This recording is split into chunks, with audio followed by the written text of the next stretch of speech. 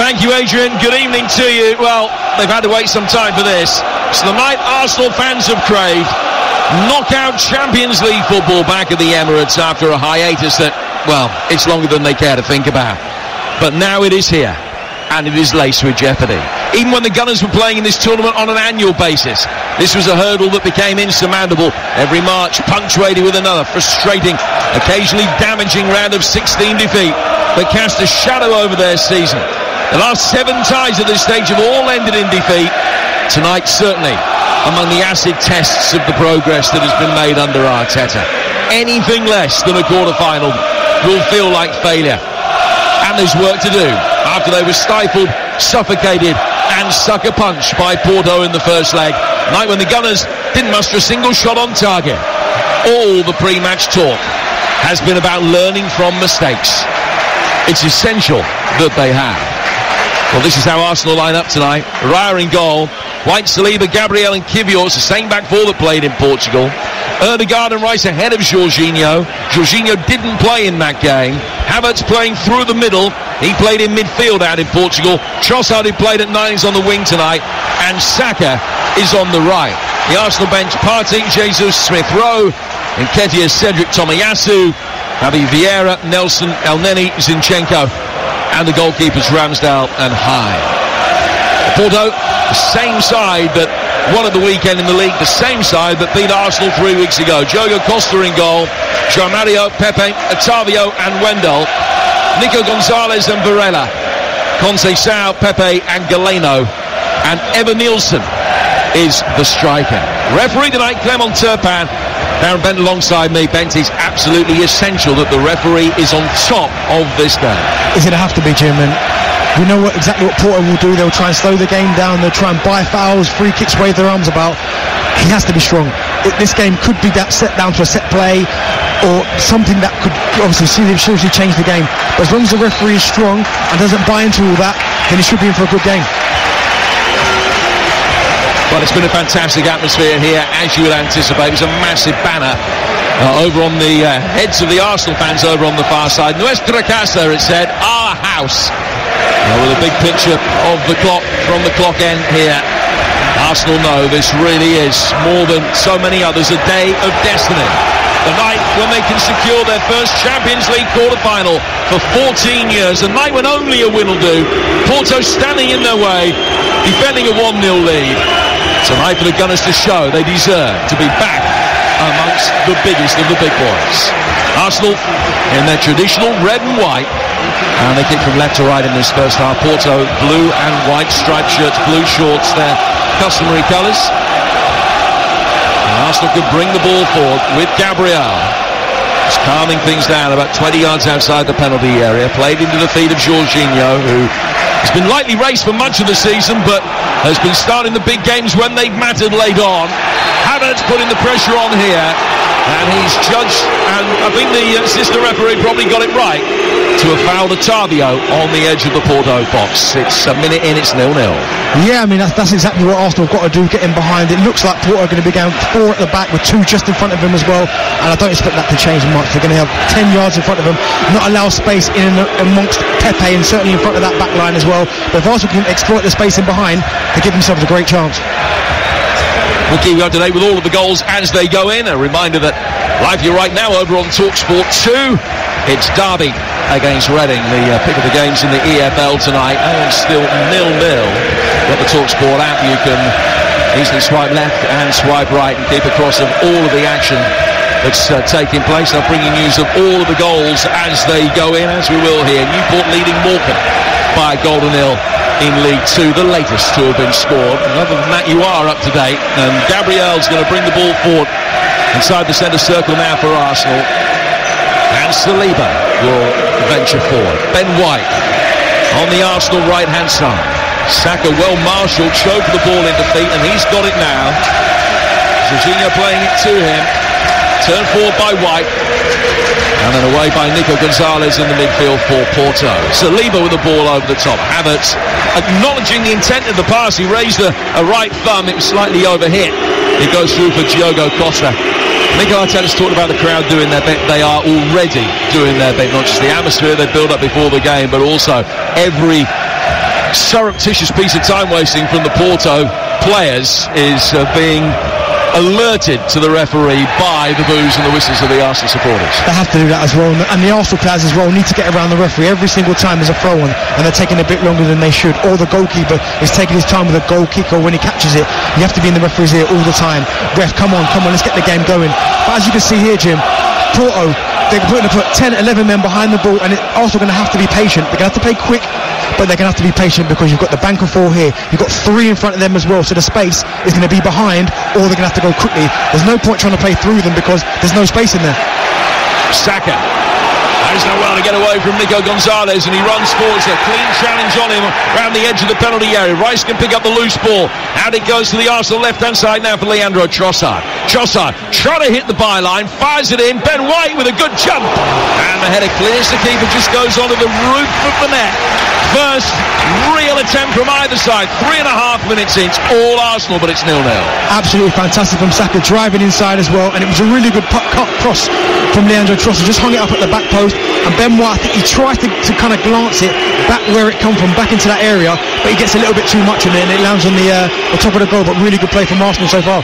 Goal in the Championship at St Andrews is TalkSport's Dave Rowe. Birmingham 0, Middlesbrough 1. It had to be. Riley McGree, the former Birmingham player, with their sensational strike. Well won by Ayling in midfield. Ball up to McGree on the edge of the area. Left-footed shot has found the top corner. It's a sweet strike. Birmingham 0, Borough 1. That's Blues game in hand. They're a point clear of the bottom 3 at the start of the night.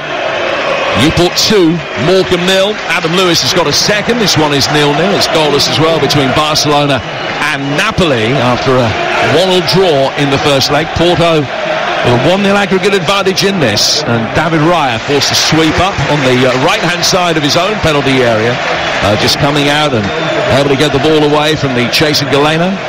Now for a throw that will be taken down towards that corner flag on the Porto left. Essential that Arsenal have defensive solidity and stability, which they were able to do by and large in the first leg. I mean, Porto had very few attempts on target.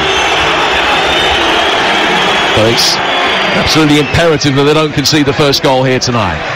Long throw inside the penalty area is easily cleared.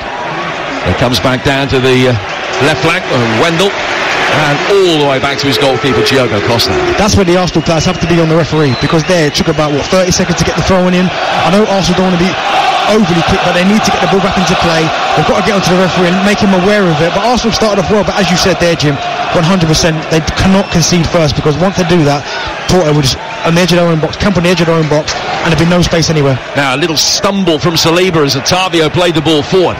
And that means that the leading scorer, Evan Nielsen, can pick up easy possession. Out on the left-hand side, Wendell's making his way forward. Low ball in from him, easily knocked away. And then Saka trying the overhead kick with his left foot. Just came off the top of his boot and goes out for another throw, which will be taken on the Porto left. The ball thrown back in from the crowd quickly, and that actually works in Porto's favour, because it's allowed them with 2 balls on the pitch just to waste a little bit of time. Needless to say, 2 balls on the pitch quickly became no balls on the pitch. As 2 Porto players both got rid of what they were pretending was the spurious one. But they do take this throw eventually. Wendell plays it in. It's well blocked by Havertz. It goes out for another Porto throw. This one back on halfway. 6 gone 0-0. Havertz looks really sharp. I mean, he's got involved and got on the ball a couple of times. He's shut down Porto a few times. But again, Jim, as you can hear here, it's balls from the Arsenal fans, because they are taking so long with throw-ons, and the referee, we keep saying it, has to be strong. But Arsenal need to keep their composure, because opportunities will come. Well, it doesn't necessarily matter that they are wasting the time in the manner they do, providing the officials stay strong and add on all of this time. Exactly, and that's what we're hoping, because every time the ball goes out of play, it's 30 seconds, 40 seconds, which is ridiculous. It's too long. But as you said there, if they keep doing it and the referee's aware of it, at the end of this half, there should be a lot of injury time. Otavio, a long left-footed ball forward. Kivior sees it drift over his shoulder. Trossard's got to come back and defend. He's done that really well to get it away from the on-rushing Porto right back, Joao Mario. Trossard then, on the turn, gets it away from down by his own corner flag, and Havertz has led the line really well there. He came back, chested it down, The referee, though, I don't know whether he thought that the ball had hit an arm, but he's given a free kick Porto's way, about 15, 18 yards inside Arsenal territory. Yeah, I thought it just narrowly hit his arm. I mean, he done really well to get in front of the defender, and he's going to have to do that a lot because he's going to be isolated for a lot of this game. Porto pushing forward, but when he does get the ball, he's going to have to hang on to it, and that will allow the likes of Saka and Trossard to get in and around him, and then they can start attack from there. But he's going to be key tonight, Havertz. In League 2, Crawley 0, Notts County 1. Sam Austin and Sam Tickles put through his own net. Wickham leading Wigan 1-0. Here comes this free kick. It's actually knocked short for Pepe. And then a right-footed ball driven inside the penalty area is knocked away. The veteran Pepe can come back. He's out of position. And that means that Chico Conceição, the son of the manager, just mops up and goes all the way back to his goalkeeper to bring things under control. Allow Pepe back in position. Porto have got their defensive shape again, and they will just maintain possession under little pressure back inside their own penalty area with Diogo Costa getting it away. Out it goes to the right hand side for Conceição. Back for Pepe. Shaven-headed player who won the 2016 final in his Real Madrid days. Veteran of way over 900 games now for club and country. And here's Otavio playing alongside him at centre-half, a much younger player, but he's started every game since making his move to the club in the January transfer window. His ball forward is cleared well by White, because he knocked it straight into Wendell. And out of play for a throw that'll be taken on the Arsenal right-hand side. With 9 minutes in, Arsenal with the one half chance so far, but not too much in the way of constructive goal-scoring opportunities for either side so far, Darren. No, not. And to be fair for Arsenal, they might be better letting Porto have a bit of possession, letting them try and build up from the back, because if you allow them to come onto you, that will create space. Because at the minute, Porto are just sitting in their shape. Pepe's got his two holders in front of him. They're not really moving. There's no space anywhere. If you allow Porto to have a bit of possession and they start to get a bit overly confident, then all of a sudden, there's space everywhere on the counter-attack, and Arsenal could exploit it. Well, Porto took 17 seconds about that throw. Adrian Durham tells me he's keeping an eye on everything, so it will add up pretty quickly. And obviously, you're not going to throw the ball back on instantly. But the extra 10 seconds that they're taking that might be expected will all accrue. At the moment, it's 0-0 on the night and 1-0 to Arsenal on aggregate. And the ball cleared by Diogo Costa. High one forward, which Kivior heads away. Big night for him, the left back. Probably the least experienced of the Arsenal players by and large in terms of the big games. I mean, there are several in this Arsenal side that haven't played a Champions League knockout tie before, but Kivior in the grand scheme of things pretty lightly raced, so it's a big night for him. Yeah, it is. Yeah, he's been outstanding. Odegaard has done well to win it back. Right hand side of the penalty area. Left footed ball clipped in. Didn't have the legs to get to Trossard, who will try and shape up for an overhead. That didn't come off. Low driven ball in from Kivior is clear before Saka got there. The home crowd infused by what they've seen, and the Gunners will bring it forward again. 10 gone, 0-0. 1-0 to Porto on aggregate here on TalkSport with Jim Pratt and the former England international striker Darren Bent alongside me at the home of his boyhood team, Arsenal, where he's hoping to see his side progress to a Champions League quarter-final for the first time in 14 years. 7 successive eliminations at this stage, followed by 7 years of not getting to the Champions League at all. So, big night is an overused cliche. This, though, is a big night. It's huge because Arsenal are playing fantastic football. They probably are the favourites to go through this tie. But to be fair, the crowd are doing their part, Jim. They are singing, they're loud, there's a flares going up, they're all supporting the players, and the players have got to feed off that. If you feed off that and you can feel your home crowd, it helps. It's half the battle. Pepe's got enough of a head start to deal with a long ball sent forward for Trossard down the inside left channel. And Pepe worked it back to his goalkeeper. Declan Rice is in there, and Donald Turpin has judged that a free kick should be given Porto's way. A foul was committed by Rice. Hasn't let anything go so far, the referee, which perhaps suggests in these early stages that he's going to be quite stringent. That might not be good as far as Arsenal are concerned. You are listening to Arsenal against Porto in the Champions League on TalkSport, supported by TNT Sports. And don't forget, you can watch tonight's game and all the Champions League games live only on TNT Sports. We're 12 minutes into this one. And David Raya takes a goal kick for the Gunners. We'll play down to halfway for Saka. Ben White then turning it forward. Saka with the opportunity to try and run at the back line. Nico Gonzalez has come back. He's going to be able to get it onto his left foot. Oh, goalkeeper spilt it. It's gone out of play. No, it hasn't even gone out of play. Saka's won it back. Gets it back to Ødegaard on the edge of the penalty area.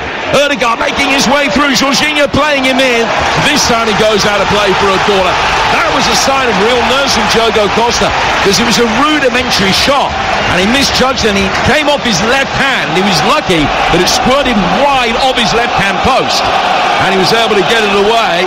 Well, Arsenal on the front foot. That's what Arsenal have to do. Get the ball to Saka early, and we've seen it 1v1 against the fullback. Wendell, he will go past him at any given moment. He's too strong, he's too quick. You have to get it to him early. As you saw, they cut inside. The goalkeeper made a bit of a mess of it. But when Saka's got a 1v1 with anybody in the country, he'll get past him, and he showed it there. Well, we watched Porto in their warm-up trying to defend set pieces. It was a very strange warm-up drill. We were hypothesising that it might mean that Arsenal score from their first set piece. Saka working it short for Trossard. He's pulled back towards Ødegaard. Left footed, he's dragged it wide. Goalkeeper actually had it covered. It's kissed the side netting and gone out of play. That was the Arsenal set piece, and Gunners fans will know all about them, where they line 4 or 5 up at the back post, and then just as Saka or Rice on the other side comes to address the ball, they will make movement in from that area. Sometimes they gravitate around the 6-yard box, sometimes they all start to assemble on the far post. It was that corner that we saw that time. Worked short, Ødegaard getting a shot in, and Porto know they're in a game here. Much better Arsenal performance tonight than we saw in the first leg. Well, they've started really, really quick, and that's what they have to do. And even with that set play there, really inventive, really clever. It was just the execution at the end. I think the pass to Ødegaard wasn't quite on his left foot, and he had to kind of adjust his body and didn't get enough on it. But again, it's another opportunity at goal, and it will give them confidence. Now goals elsewhere. Lincoln leading Cambridge by 2 goals to 0. Jack Moylan has got them both. In the National League, Southend 1, Dorking 0. Woking a goal up at Rochdale, one of the big games. Here it's still 0-0. Kai Havertz trying to find a way through. Otavio, who's looked the part over the time that he's been at Porto, doing well to clear. It's a lovely touch though from Trossard as Arsenal win it back, and he's got Declan Rice making his way forward. Rice is almost at the bylines, trying to drag the ball back in towards Trossard.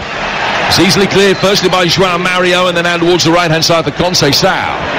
But Arsenal again able to win the second one. It's a divine little backheel flick round the corner to get Arsenal going again. Rice back out towards Trossard. Trossard's right footed ball in. Saka attacking it with his head, and it's well defended by Wendell, who's right with him. So Saka's goal bound header hit the fullback and cannon through the penalty area to relative safety. But Arsenal will come again. Another quickly taken throw. That's come off Rice and goes out of play for a goal kick. For the first 15 minutes, given everybody here plenty of signs of encouragement. Still 0-0. That's a chance, because Saka is the right side of the defender. As an attacker, as the ball's coming in from Trossard, really good ball. He's got the run on him, but he just doesn't get enough on it. If he gets a clean header, it's an opportunity at goal. So Saka's probably thinking to himself there, I should have done better, because he had the run, he had a yard on him, but he just doesn't get enough on the header, and they managed to deal with it really well. So this one, 0-0. There has been a goal in the other Champions League tie tonight. Here's Jeff Peters. Yeah, it's Barcelona 1, Napoli 0. Fermin Lopez has scored it, the 20-year-old. Ball played across from the left-hand side. He was near the penalty spot, rolled it in right-footed. Really calm from the youngster. 1-0 on the night, 2-1 to Barcelona on aggregate. And Evan Nielsen's just had an effort here, making his way to the edge of the penalty area. Got it onto his left foot there. Leading scorer pulled it wide at the far post, with David Raya having it covered. Lack of communication. Saliba's got all the time in the world there just to bring it down if he wanted to and go back to David Raya. He heads it into no man's land, and as you said, Evan Nielsen, he gets a shot on goal, and it looked like Raya saved it, but he didn't. But you've got to be better with that with Saliba. He's been pretty much faultless all season. Loose ball in the midfield on the head of Gabriel. Returned by Nico Gonzalez. Arsenal won lots of second ball in the early stages. They have it here with Kai Havertz. It's gone out of play for a throw that Ben White's looking to try and take quickly. Havertz had tumbled over and found himself just in the dotted technical area. Quickly back on his feet and receiving the ball from Ben White from the throw. 17 minutes in. It's 0-0. A couple of presentable half chances for Arsenal, but as Well, we're saying right at the start of the game, patience is going to be key tonight for the Gunners. Don't have to get the job done inside the opening half hour for all the fact that they've had some blistering starts this season. Here's Ben White coming in off the right flank. Back for Saliba. Saliba to Saka. Saka to Ødegaard. Ødegaard travelling with it. Well tackled on the edge of the box. And Porto clear. Let's get news of another goal at Barcelona, Jeff. 2 goals in 3 minutes. Barcelona 2-0 up, 3-1 on aggregate. João Cancelo has scored it. Rafinha's shot hit the post, and Cancelo first to react. Barcelona well on top, 2-0 on the night, 3-1 aggregate. Now Saka, Ødegaard trying to find Ben White, couldn't quite. Wendell brings it away. One back again on the Arsenal right-hand side by Ødegaard, and the referee says that there was a foul. I think Jorginho that is down in need of treatment on this near touchline. Just got caught about a yard in from the right-hand side. It's going to be a free kick which will be taken midway inside the Porto half, but this is an opportunity to swing it into a dangerous area. We know exactly how strong Arsenal are from set plays, scored more goals from set plays than anyone else in the Premier League, so whenever delivery will be right. Declan Rice has been putting in some fantastic crosses, but just there as well, Martin Ødegaard has got himself into a lovely position on the edge of the box. He's got a great left foot, but he tries to be too cute with the pass at times. Hit the shot, you never know, the keeper might save it, it might drop to one of your teammates, but he's tried to be a bit too precise with the pass, and the attacks have kind of fallen away, but at some point you've got to have a shot at goal. You never know, he spills it, anything could happen. So Declan Rice stands over this free kick, and the whistle blows, and then he makes his way over away from the ball to chat to Ødegaard. Now he comes back and he makes a gesture with his hands above his head, and 4 Arsenal players respond by standing in behind the line of 7 defending this for Porto on the edge of the penalty area. So they're all in offside positions. Now they come back. The ball volleyed over the bar. The offside flag was up. Porto did really well there, because as soon as that quartet came back in behind the 7 along the edge of the penalty area, they then retreated, and Porto in unison came out with them. So they're still 2 yards apart, and they couldn't get themselves back on side as the ball was played into space. John, you've got to be brave. Now, me in that position there, I'm not being that brave. I'm running back with my attacker. You have to be brave, because if one person gets that wrong, Arsenal have got a tap, and I know the finish was poor from Gabriel, but that's good coaching, good captaincy from Pepe, communication, but it's an opportunity missed for Arsenal. Now goals elsewhere. Carlisle struggling at the bottom of League One, and they conceded at home to Barnsley, so that is 1-1 there. Grimsby lead MK Dons 1-0. Shrewsbury down to 10 men from the very early stage of their match now, trail at home to Exeter 1-0, and Bolton 1-up at home to Oxford. It's Nathaniel Ogbetter that has got that goal for the Trotters at the Tough Sheet Stadium. This one 20 minutes in. Barcelona leading by 2 goals to 3-1 up against Napoli on aggregate. This one is 0-0 and 1-0 to Porto on aggregate. Arsenal won all 3 Champions League ties here this season in the group stage. They scored 12 goals without reply in that trio of games. Just a reminder that the away goals don't count, that you're aware of that. Arsenal need to win in 90 minutes. If they can do that, they will at the very least take the tie to extra time. Saliba in possession for the Gunners. Play to his left hand side for Gabriel. Worked forward, Trossard with a clever little deft flick out towards the left hand side. The return ball to him wasn't as good from Kivior. Jorginho has to come back, break up the play by giving a free kick away. That was a professional foul with a capital P, and knew exactly what he was doing there. Jorginho, with all his experience, maybe realising there was a bit of danger and having to stop their counter-attacks, but Arsenal might have to be different about the way they approach this game, because you've got Saka, pace on one side, but the other side, Houston Martinelli, who's a burner as well, he's very, very quick. But when you've got the likes of Trossard and Kai Havertz, you can't just put it in behind all of a sudden. You've got to be a bit more acute with your delivery, certainly into Kai Havertz, because Oviedo, he's already shown in his first half, he can run. When the ball goes in behind him, he's given Kai Havertz 2 or 3 yards and still caught him. Darryl, we were talking before the game about Gabriel Jesus and his non-inclusion today. Do you think there would be a case to be made for Jesus maybe starting on the left-hand side rather than Trossard? I think he's better coming off the left. I know he's a very intelligent footballer, picks up really good areas and will travel with the ball, and I'm sure we'll see him tonight. But you're right, maybe that just a little bit more pace might have been the way forward. But Trossard's earned the right, he's been playing really well. Pepe Aquino Here's Evan-Nielsen, right for the shot, is well saved. Diving to his left-hand side, David Raya beats it away. Outside the penalty area, comes back in, Evan-Nielsen trying to flick it on. Possibility to set up a shot from Wendell, that one is blocked on the edge of the penalty area. And he goes out of play for a Porto throw. That's just a little warning shot across the bounds, that's the best save of the night. It was David Raya that had to make it. You've got to be switched on. Although you've had all the possession in the world, they're good players, Porto, they've got good technical players. Ganelo up front as well, Evan-Nielsen. Come again and try and push forward down the right-hand side. It's in towards Evan-Nielsen, and Gabriel did well just to step across him at the near post and get it away. Havertz helps it forward, but there's no out ball for him, and it's easily mopped up by Otavio. And the Porto supporters at the top right-hand corner of the ground as we're looking out at it. If you imagine the ground as a clock face, the Porto fans from where we are about 1 or 2 o'clock, something like that. A sea of blue, scarves being whipped around the head, delighted with what they've seen so far. They've got through the first quarter of the game unscathed. They still have that aggregate lead. And 0-0 the score on the night. And I talked earlier, away form has been a mixed bag this season. Because they've lost the big games. They've lost away to each of the top 2. They lost at Barcelona as well.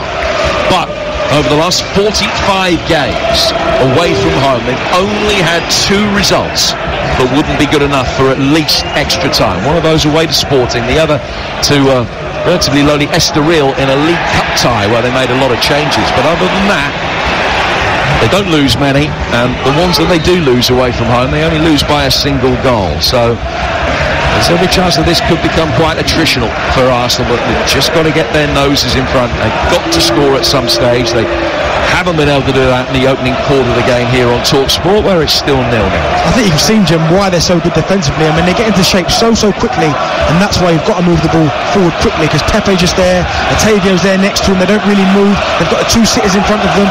So Arsenal, if they're going to get the ball out to Saka, Trossard, into Kai Havertz, they've got to do it quick, and that might be someone having to drive with the ball rather than pass it.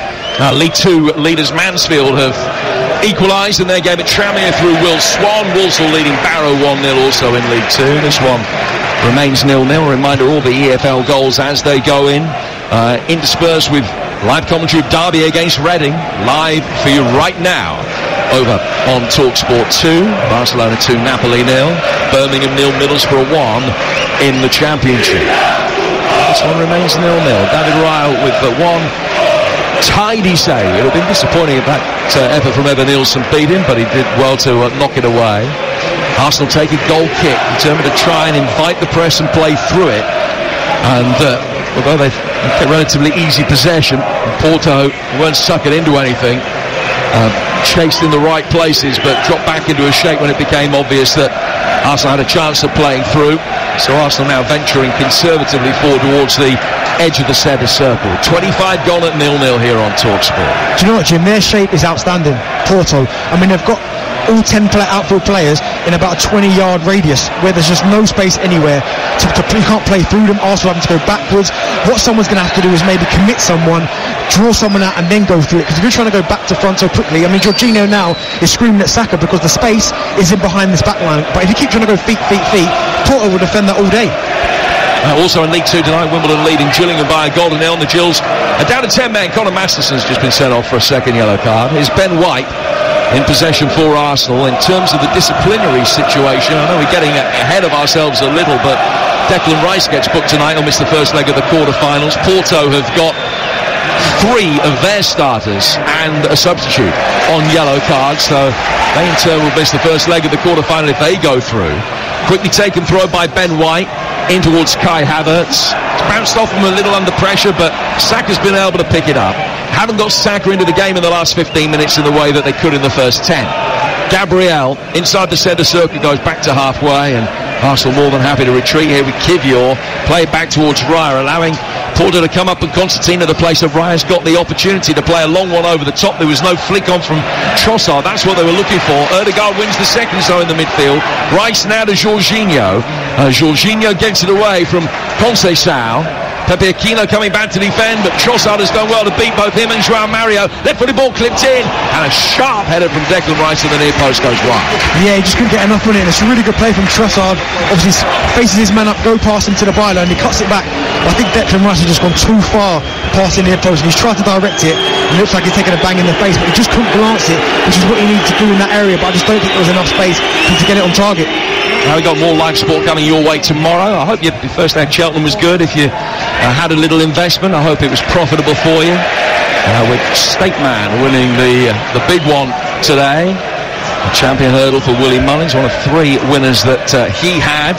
Day 2 tomorrow, the first 4 races live for you on TalkSport. Tomorrow night we've got another live choice of action for you on TalkSport 2.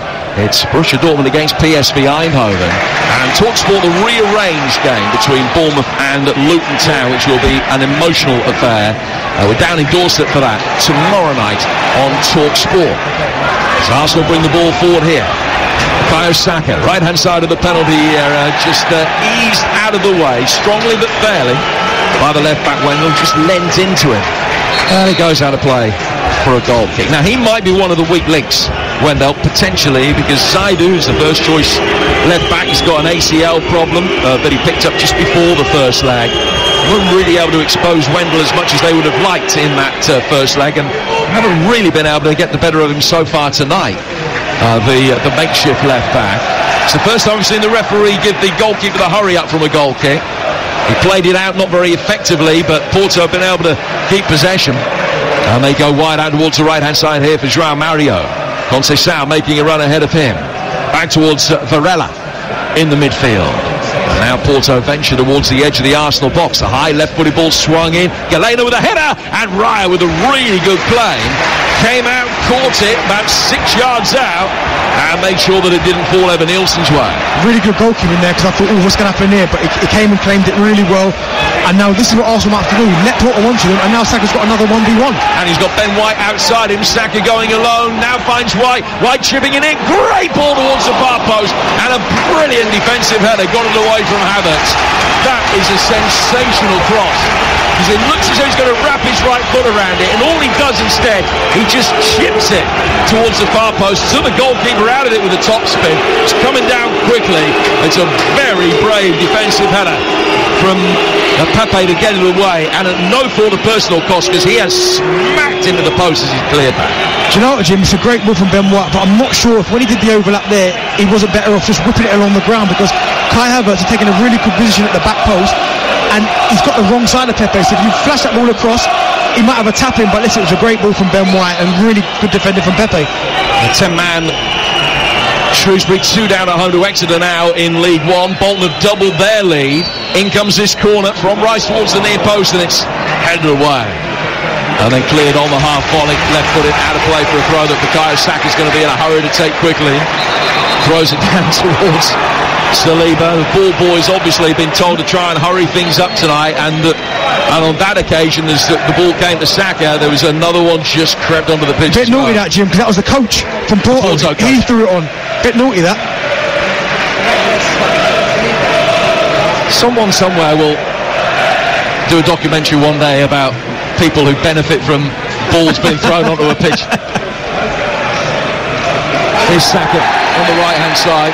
Nico Gonzalez with a challenge on him. Ben White scoring with a shot that deflected off a beach ball. That was the reference. Ben White taking a free kick too quickly. It's actually just going to shave the outside of the post and go wide, but the free kick is going to have to be retaken, and Saka is still down. The referee coming over and having a word with 2 or 3 of the Arsenal players. We can catch up with events in Barcelona. Another goal, I think, for you, Jeff Peters. Yeah, Napoli are back in this through Amir Romani into the bottom corner. First time finish, well picked out pass from the right hand side. So Napoli trail 2-1 on the night. Barcelona 3-2 up on aggregate. Amir Romani with that goal. Jeff says that makes it 3-2 to Barcelona on aggregate. Barca unbeaten in 8, Napoli unbeaten in 6. 1-1 from the first leg. Now Declan Rice and Martin Ødegaard stand over this free kick, which is level with us, midway inside the Porto half, right over on the right-hand touchline, the near side. Ødegaard, left-footed, plenty of air underneath that. Goalkeeper comes out, not the most convincing punch, comes outside the penalty area for Saka, who wins the corner. Poor goalkeeper now, thought he was going to come and catch it. He elected to punch it, and he punched it almost back into danger, up in the air. So Arsenal now are strong now from set plays, and this is another opportunity. And now the mind game starts from Porto. Because one of their players has gone down inside the penalty area, and something actually was thrown onto the pitch, maybe a lighter, and thrown onto the pitch at him. It's Wendell, the left back, who is the injured player, just getting back to his feet now. And João Mario, his teammate, just gives him a pat, tells him get up and get on with it. Arsenal take this corner. It's going to be Saka who will swing it in. How have Arsenal approached this? They've got Ødegaard and Rice on the edge of the area. Havertz is near the edge of the box, but inside the penalty area. There's no Arsenal player inside the 6. They've got 4 or 5 in the far post area. Trossard the most central of them. Ben White is trying to make life difficult now, and he makes a run in towards the near post. Plenty of movement in that near post area, but they couldn't get the flick that they wanted. Saka's corner is headed away, and it goes out of play for an Arsenal throw. And Saka takes it from about 10 yards too far forward. It didn't work for him because there's just a little bit too much on it. Went past Ødegaard into the hands of the goalkeeper. 12 we got a half time, and it's still Arsenal 0, Porto 0, intriguingly poised. It is, and Arsenal doing what they can there. They're creating opportunities, they're getting into good areas, and maybe it's a little bit of quality at the end, that Saka cross there, or when they're getting into the final third, but they're certainly getting into the good areas, but they've just got to just relax when they get in there. There's still a long way to go before the game's over, so just keep going, keep playing the same way, don't deviate from the game plan, and I'm sure as long as the game goes on and the more tired Porto get, you get more opportunities. Wendell with the throw, and Jorginho stretching, able to volley it back up the touchline, and out of play for a throw. Arsenal have only made it through the round of 16 5 times in 14 attempts in their European history. I'm still very hopeful that they're going to be able to extend that run favourably tonight. They've lost possession now though, with Pepe Aquino bringing it for Jorginho did brilliantly. Former European winner himself to stop the ball and then turn it away and get Declan Rice coming forward again. We'll get half-time details from St Andrews in a moment, where Middlesbrough lead. But Porto bring it forward. Trossard felt as though he was barged to the ground there by Conceição, who struggled in the first legs, had a better second leg tonight. Ball goes out to João Mario. He will play it back, and Porto go all the way back via Pepe to their goalkeepers. Let's get half-time details from St Andrews. Here's TalkSport's Dave Rowe. Birmingham 0, Middlesbrough 1. Ronnie McGree, spectacular strike, separates the side. He picked out the top corner from 20 yards in some style. Good work by Ayling. Burrow should be further in front. Latte La denied by Ruddy at close range and firing wide after being picked out from a throw-in. Birmingham second best in all departments. Birmingham 0, Middlesbrough 1. Evan Nielsen helping the ball forward here, where Galeno is flagged offside. That's the one thing that Arsenal have done really well defensively tonight. One of the things. So far, touch wood, they've effectively marked Galeno out of it. I mean, he was a danger man in the first day. We've seen very little of him so far tonight, Darren. No, but do you know what that is, Jim? That's them getting the ball to Saka and him having to double up, because they obviously don't trust Wendell 1v1 with Saka. He's already been past him a couple of times, and Galeno's having to come back and make that 2v1 to kind of help him out. So that takes a little bit away from what he's doing in the attacking area. So that's well played, Arsenal and Saka. Those are the thoughts of Darren Bent, lifelong Arsenal fan, the former England striker, part of the commentary team tonight here in North London. And we mentioned earlier that patience is so essential. The clock continues to tick on, of course. 35 minutes gone now, and I'm sure that Sergio Conceição would have set his side a number of marker points along the way, get through the first 10 minutes, score quite a few early goals, get to half an hour 0-0, just continue to build up like that, and so far they've been able to get through them. A few half chances for Arsenal, but no real good clear-cut goal-scoring opportunities created up to this point. No, as you said there, Jim, half chances really getting into good areas, but as I said, maybe at times they've been a bit eager, a bit overconfident in what they're doing, and they've got to just stick to the game plan. As I said, be patient. There's a good players. Opportunities will create themselves. You've got to keep going on and on and on, and you'll get these opportunities. Porto, their shape has been outstanding. There's no space anywhere, so you've just got to play quicker and try and get him behind them. But again, that's where Saka is key, because in the front line, he's the only one with that real pace. And whatever happens tonight, the conclusion of this game will take your calls on the Sports Bar, of course. 03717 223344. Will allow you the opportunity to have your say on national radio, be it good or bad for Arsenal tonight. You have a chance to react to everything else that's happened domestically and on the continent as well. I think Arsenal will feel that they're in a relatively good position, albeit that they haven't found the breakthrough. I actually think it's a warm-up game for this. The match against Brentford here on Saturday was just about perfect. A side that will approach things in a similar manner to try and set themselves up to frustrate. And listen, that is not meant in any shape or form as an insult for Brentford's game plan at the weekend, that they carried out very effectively. Please don't think that's a criticism of them at all. Far from it, quite the reverse. But Arsenal got through that. So Kai Havertz scoring 5 minutes from time. They had a few up and down moments on the way, the Gunners. Might be better for that experience as Havertz plays it out to the figure of Leandro Trossard, the Belgian, working it through the midfield for Jorginho. And now Rice to Kivior. Kivior taking the touch, works it back. Rice now towards Saliba, but every outfield player inside Porto territory, and that has been the way of it pretty much since the first whistle. As I said, their shape's been outstanding. They all work really hard for each other. They all get back into shape really quick. They all try for each other. They cover each other, and that's where Arsenal have to be clever, but also patient. They can't, as I said, come away from the game plan. They've got to keep trying things, keep trying to work the avenues, and keep trying to make opportunities for themselves. Now Sergio Conceição is going to get spoken to here by the referee.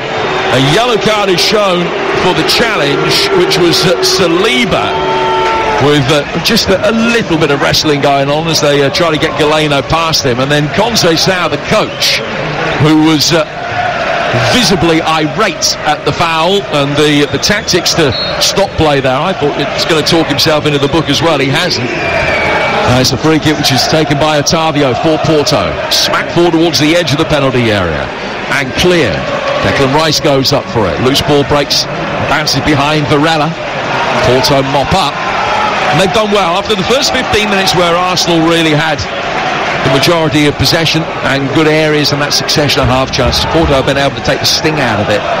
And the longer it goes on, it's 0-0, the more the nerves in the crowd could become a factor, the nerves of the players, the nerves of Mikel Arteta, a very emotional man, wears his heart on his sleeve, and he has to make sure that, be it from me to tell him what to do, that he keeps his emotions in check the longer this stays 0-0. But the last 5 minutes have been Arsenal's worst 5 minutes so far, and Porto will be able to bring the ball for Varela. He's just given it away as he played it for João Mario's overrun it and goes through to David Raya. Sorry, David. That's right, they're well drilled. Porto are really well drilled. I mean, out of possession, they sprint back into shape, they make it really compact, really hard for Arsenal. But this is where Arsenal need to be patient, but they move the ball really quickly. And as long as the fans don't feel agitated, then the players won't either. They'll stay relaxed. There's still a long way to go. But it's just this last 5 minutes, the passing's got a bit sloppy. They've chose the wrong options at times. There's been a lack of movement, and they need to get back to what they did in the first 15 minutes. Ødegaard, 15 yards outside the penalty area, goes to his left-hand side for Trossard. Work back in towards Ødegaard again. Good quick feed from him. He's played Trossard in. 1-0 to the Arsenal. How sweet those words. Brilliantly taken goal, driven into the bottom right-hand corner. That is Porto's first leg lead wiped out, and now it's a straight shootout with 50 minutes to go. Jim, do you know what that is? Patience. Trossard had the opportunity to just sling it in the box any way he wanted. He didn't. He gave it to Ødegaard. He made a really intelligent run at the back end of the fullback. Ødegaard rolls a lovely ball in behind the back line, behind Pepe, and he's got a decision to make. Does he roll it across the box for Havertz to tap it in, or does he finish it almost like a Thierry Henry type finish? He chooses the finish, and he just rolls it into that far corner with the inside of his right foot. Really good finish. His 11th goal of the season, the most important that he's scored in an Arsenal shirt so far. Netted against PSV and Sevilla earlier on in this Champions League campaign. Now he's scored a goal in the knockout stages, and and Arsenal lead by a goal to nil, and he's taken it so calmly. Come off Ødegaard through to him, and he appeared to have all the time in the world, firstly to survey his options and then to calmly drive the ball into the bottom right hand corner. But more worryingly for Arsenal, the referee hasn't allowed the restart of the game as yet. He does now, so the goal stands 1-0 to Arsenal, 1-1 in aggregate. Patience, Jim, that is the word, that's going to be the key word tonight, is patience. He got the ball out wide, Leandro Trossard. I thought he was going to swing it in. He says nope, it gives it to Ødegaard. The pass between the fullback and Pepe is outstanding. Right way to pass, and then it's about Trossard. Can he pick the right option? Does he pass it, as I said, to Havertz, who had a tap in? He doesn't, he just rolls it with his side foot into that far corner. Well, this season Arsenal have scored first in 29 games in all competitions, and they've won 24 of them. Porto try and get forward on the front foot right from the restart, and Chico Conceição fires wide of the near post. 24 wins, 3 draws, 2 defeats from 1-0 up this season. They lost at Fulham. But that's the only league defeat they've had when they have scored first. That's 13 without reply at home in Europe this season. If they can make it 14 without reply by the end of the night, they are through to that elusive quarter-final. You're not missing anything because Porto got a player down on halfway. There's just a little collision, but no foul, and play's going to restart here with a goal kick that David Raya will take. We're 2 minutes away from half-time. It's going to be a fair bit of time to be added on. The VAR had a look at the goal. There have been a couple of injuries. It could easily be 3 minutes to be played. But we're in, you would imagine, the last 5 minutes of playing time at the end of this first half. And now it is Arsenal who are just running the clock down. Raya spotting the ball down. Shall I take this short? Oh, no, I'm not sure. I'll tell you what, I'll move it to the other side of the 6-yard box before I drive it forward. Listen, one in Rome and all of that. It is David Raya. Just cleaning out the grass from the studs of his right boot, now drives it forward, and Havertz has gone up for it and led with his arm. He did that the other day in the Brentford game. It was a little bit naughty. He's done it again there, leaning into Nico Gonzalez. There's no yellow card for him, but he caught him. That was a poor challenge. Do you know what, the only thing I'd say about that, Jim, you're right, it was poor. And as the ball was in flight, I thought, oh, I know it's coming here. But to jump, he's got to use his arms to kind of elevate, but it did look like he led with his elbow. But I think at times people go a little bit overboard with that type of challenge because he's got his arms firmly fixed on the ball. To jump with elevation, his arms are going to be up there. And as I said, there's nothing wrong with a Porto defender because he's got up and he's perfectly fine. Yeah, any contact, actually, having seen the replay, any contact was minimal. But certainly Havertz does jump like that in an awkward fashion, more so than some others. Remember, I mean, going back to your days, Niall Quinn would always get free kicks given against him in those situations just because of the way he jumped. There's no malice in it, but just the way that he used his arms for leverage, he was always getting free kicks given against him. So Arsenal leading 1-0, just about to go into first half stoppage time, but Porto have got a long throw. And it comes in from Galeno inside the area, helped on by Pepe. They try and flick it on for Pepe Aquino. Trossard, the goal scorer, whacks it clear. And just 1 minute of first half stoppage time. And that, if anything, indicates that all of the time wasting that Porto have indulged in this game is valid because the time isn't going to be added on for it. So, although it might actually play into Arsenal's hands now because they have the lead, you never know. If Porto get an equaliser, I think that they will now think that they've got the measure of the fourth official because not much time is going to be added on. I'm astounded that that's only a minute. Me too. I mean, the time wasting that's going on, the players going down, they've got another player going down as well. 1 minute is poor. I don't know where they've got that from because every time the ball goes out, it's 30 seconds to come in, 25 seconds to take a goal kick. There's so much time that should be added, but Arsenal now, they've got that goal. They can relax a little bit now, keep playing the same way because it's now Porto. What do? Do they change what they do? Do they just stay in shape? Do they play for penalties? What do they do now? Well, let me ask you, what do they do now? My gut feeling is that they won't change an awful lot just yet. I expect them to get deeper and deeper in terms of their defending, and that will play into Arsenal's hands because they've got a strong bench, Arsenal. When you look at what they've got on there, they've got players that can change the whole dynamics of the game, and Porto is brave because if Arsenal go and get 2-1 up, I don't think Porto can come back from that. They've looked a little bit dangerous. I mean, Rare's made one save, but other than that, it's all been defensively, and trying to hit Arsenal on the counter-attack.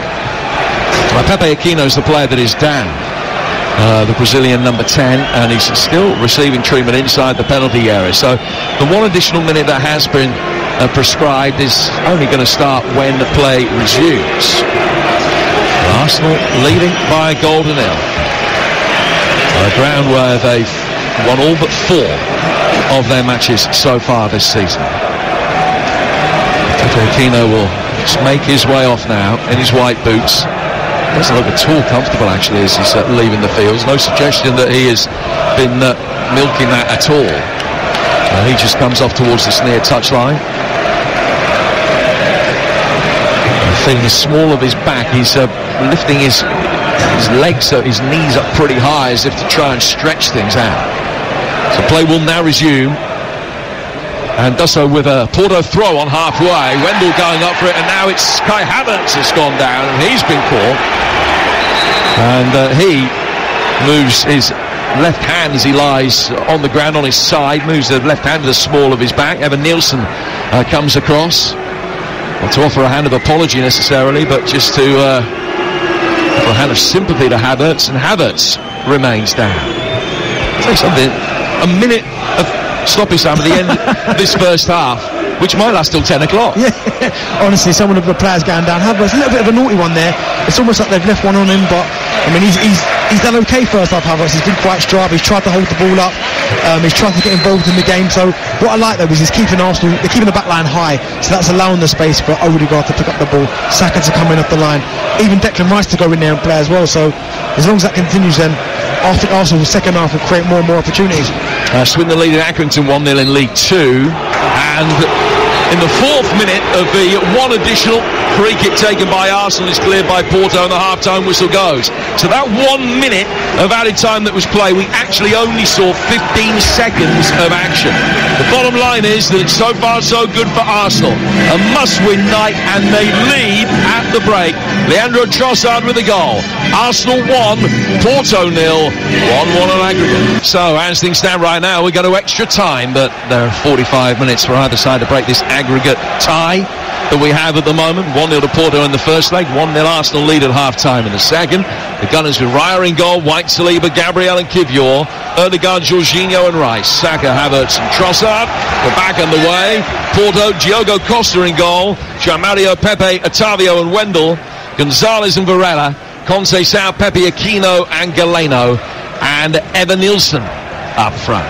Arsenal kicking from right to left, defending the clock end of the Emirates in this second half. Porto have a throw, which will be taken over on the far touchline. And Wendell just drops it short into the feet of Pepe Aquino. No changes in personnel made by either manager at half-time.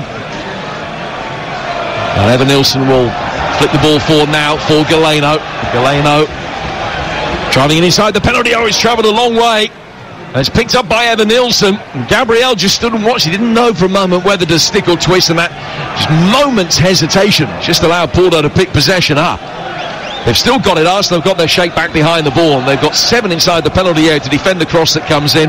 Rice can head it away, and Saka will help it further clear.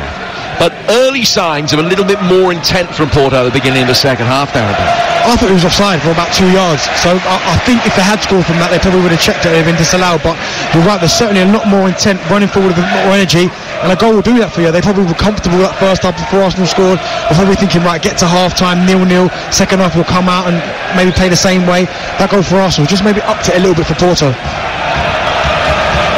Well, the Portuguese side have possession over on the far touchline. They're 4 points off the top of their league. Dropped 20 points this season. They only dropped 17 in the whole of last season.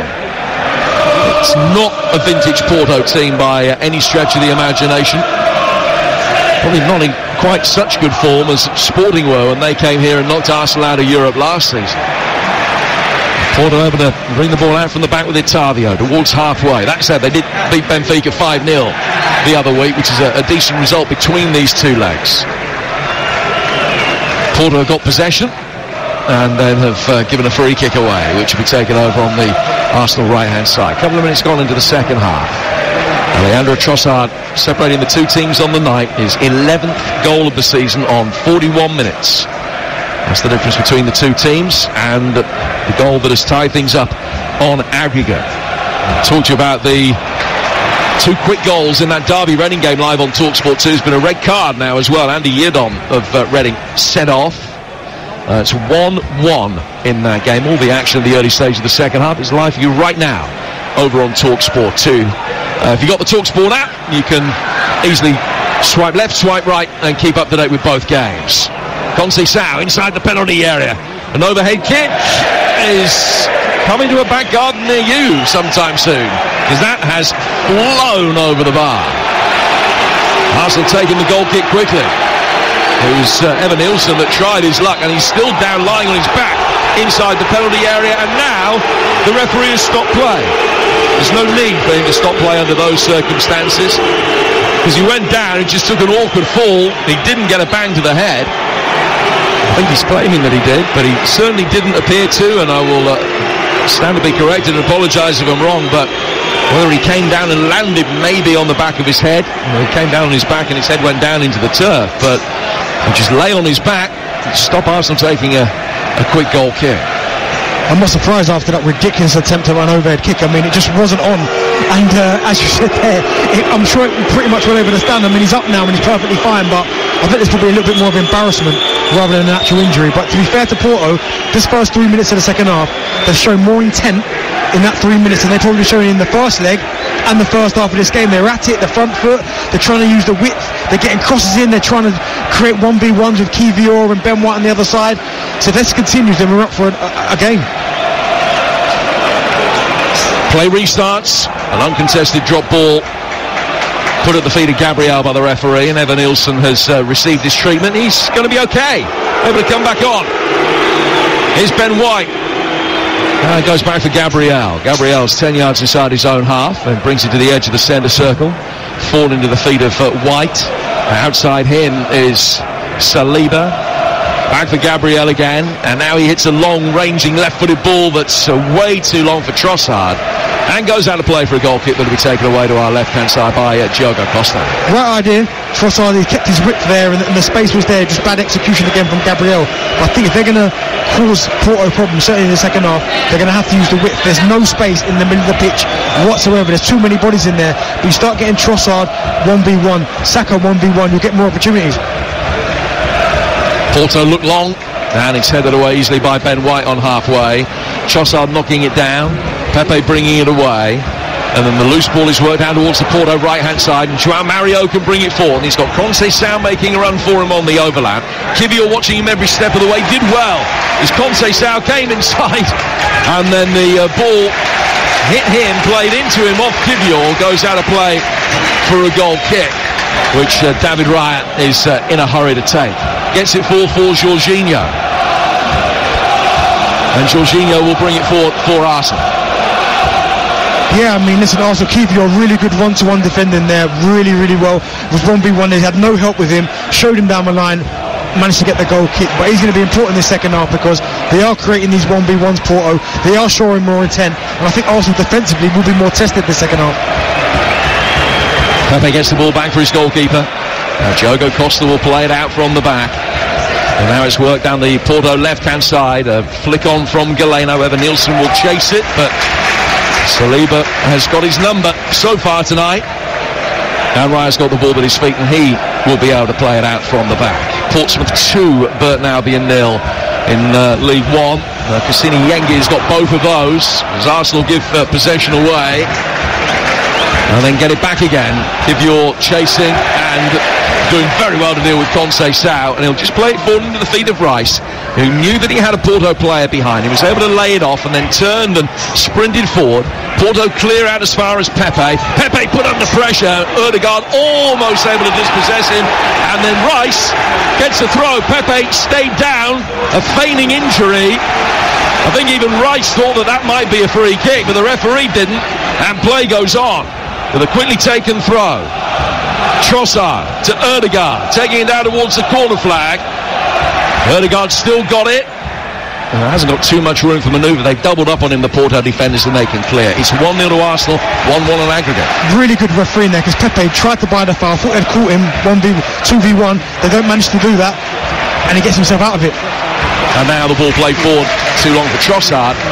Goes out of play. So all the gist of Mikel Arteta's half-time team talk have been, Darren, do you think? Just more of the same? Because they had that really flat 10 or 12 minute spell in the first half, played their way out of that, they got the goal, but they would have known at some stage Porto were going to be a little bit more adventurous, which, as you mentioned on a couple of occasions, might play into Arsenal hands.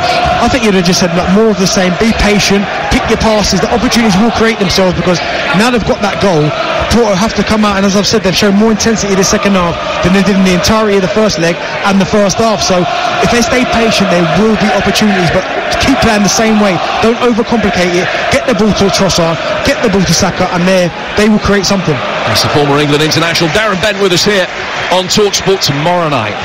It is the rescheduled Bournemouth-Luton game.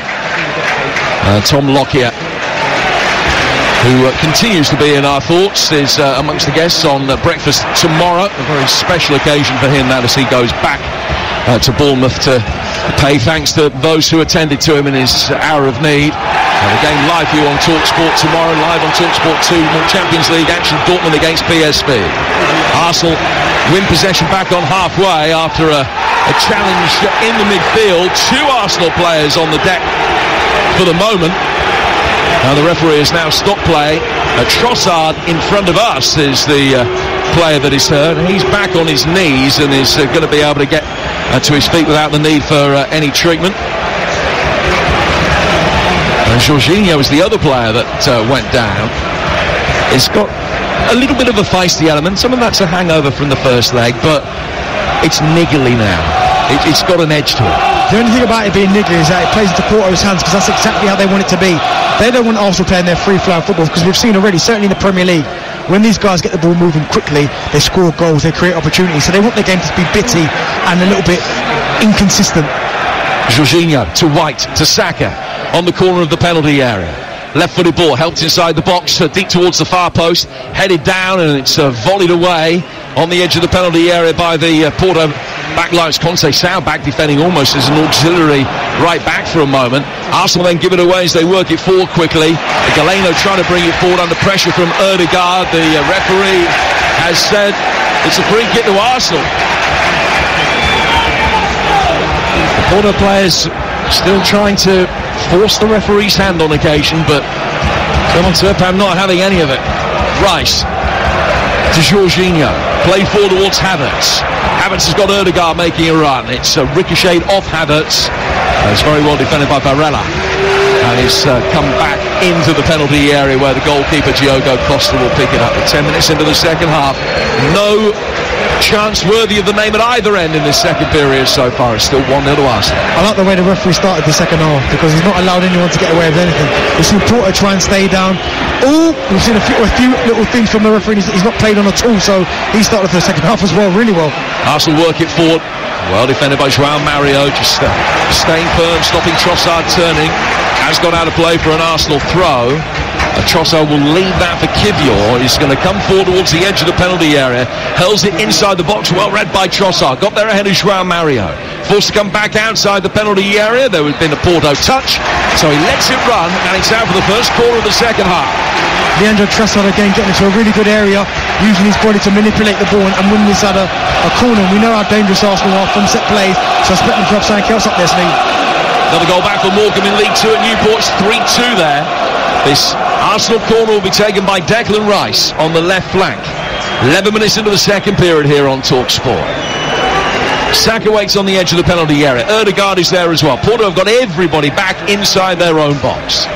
Rice raises his left arm above his head, right-footed into the near post with real whip and venom, and it's headed away. Comes back out to him again. Now Ødegaard. Play forward towards Rice. Rice on the corner of the penalty area, swung inside the penalty area and headed away. It comes out towards Ødegaard. Ødegaard to Saliba. Saliba to Saka.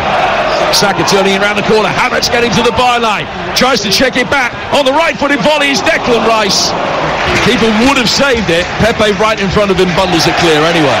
Really hard finish from Declan Rice. It travelled a long way as well. It was bobbling, it was bouncing. He couldn't quite get a clean contact on it, but what you hope for there in that situation is hit the target. It maybe take a little ricochet and go through maybe the keeper's legs or something. But again, really well worked from Arsenal. Derby have retaken the lead through a Conor Hourihane penalty in that game against Reading, live on TalkSport 2.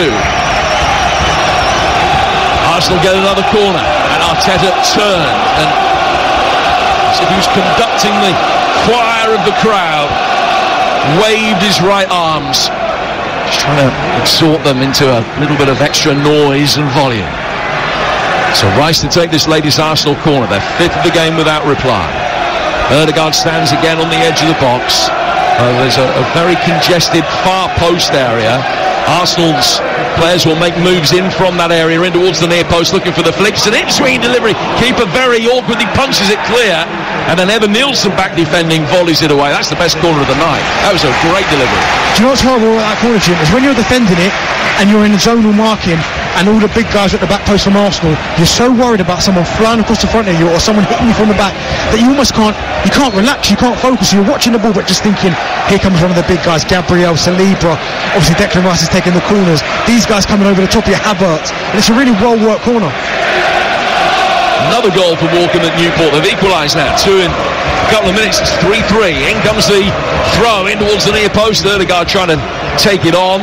Porto on the turn can get it away. This is a really good spell of pressure as far as Arsenal are concerned. They pen them in. They can't get out at the minute. Porto. They're wild clearances, wild slashes. They can't get enough purchase on it, no distance, and it's going up for a throw on, and the ball's coming back into the box again.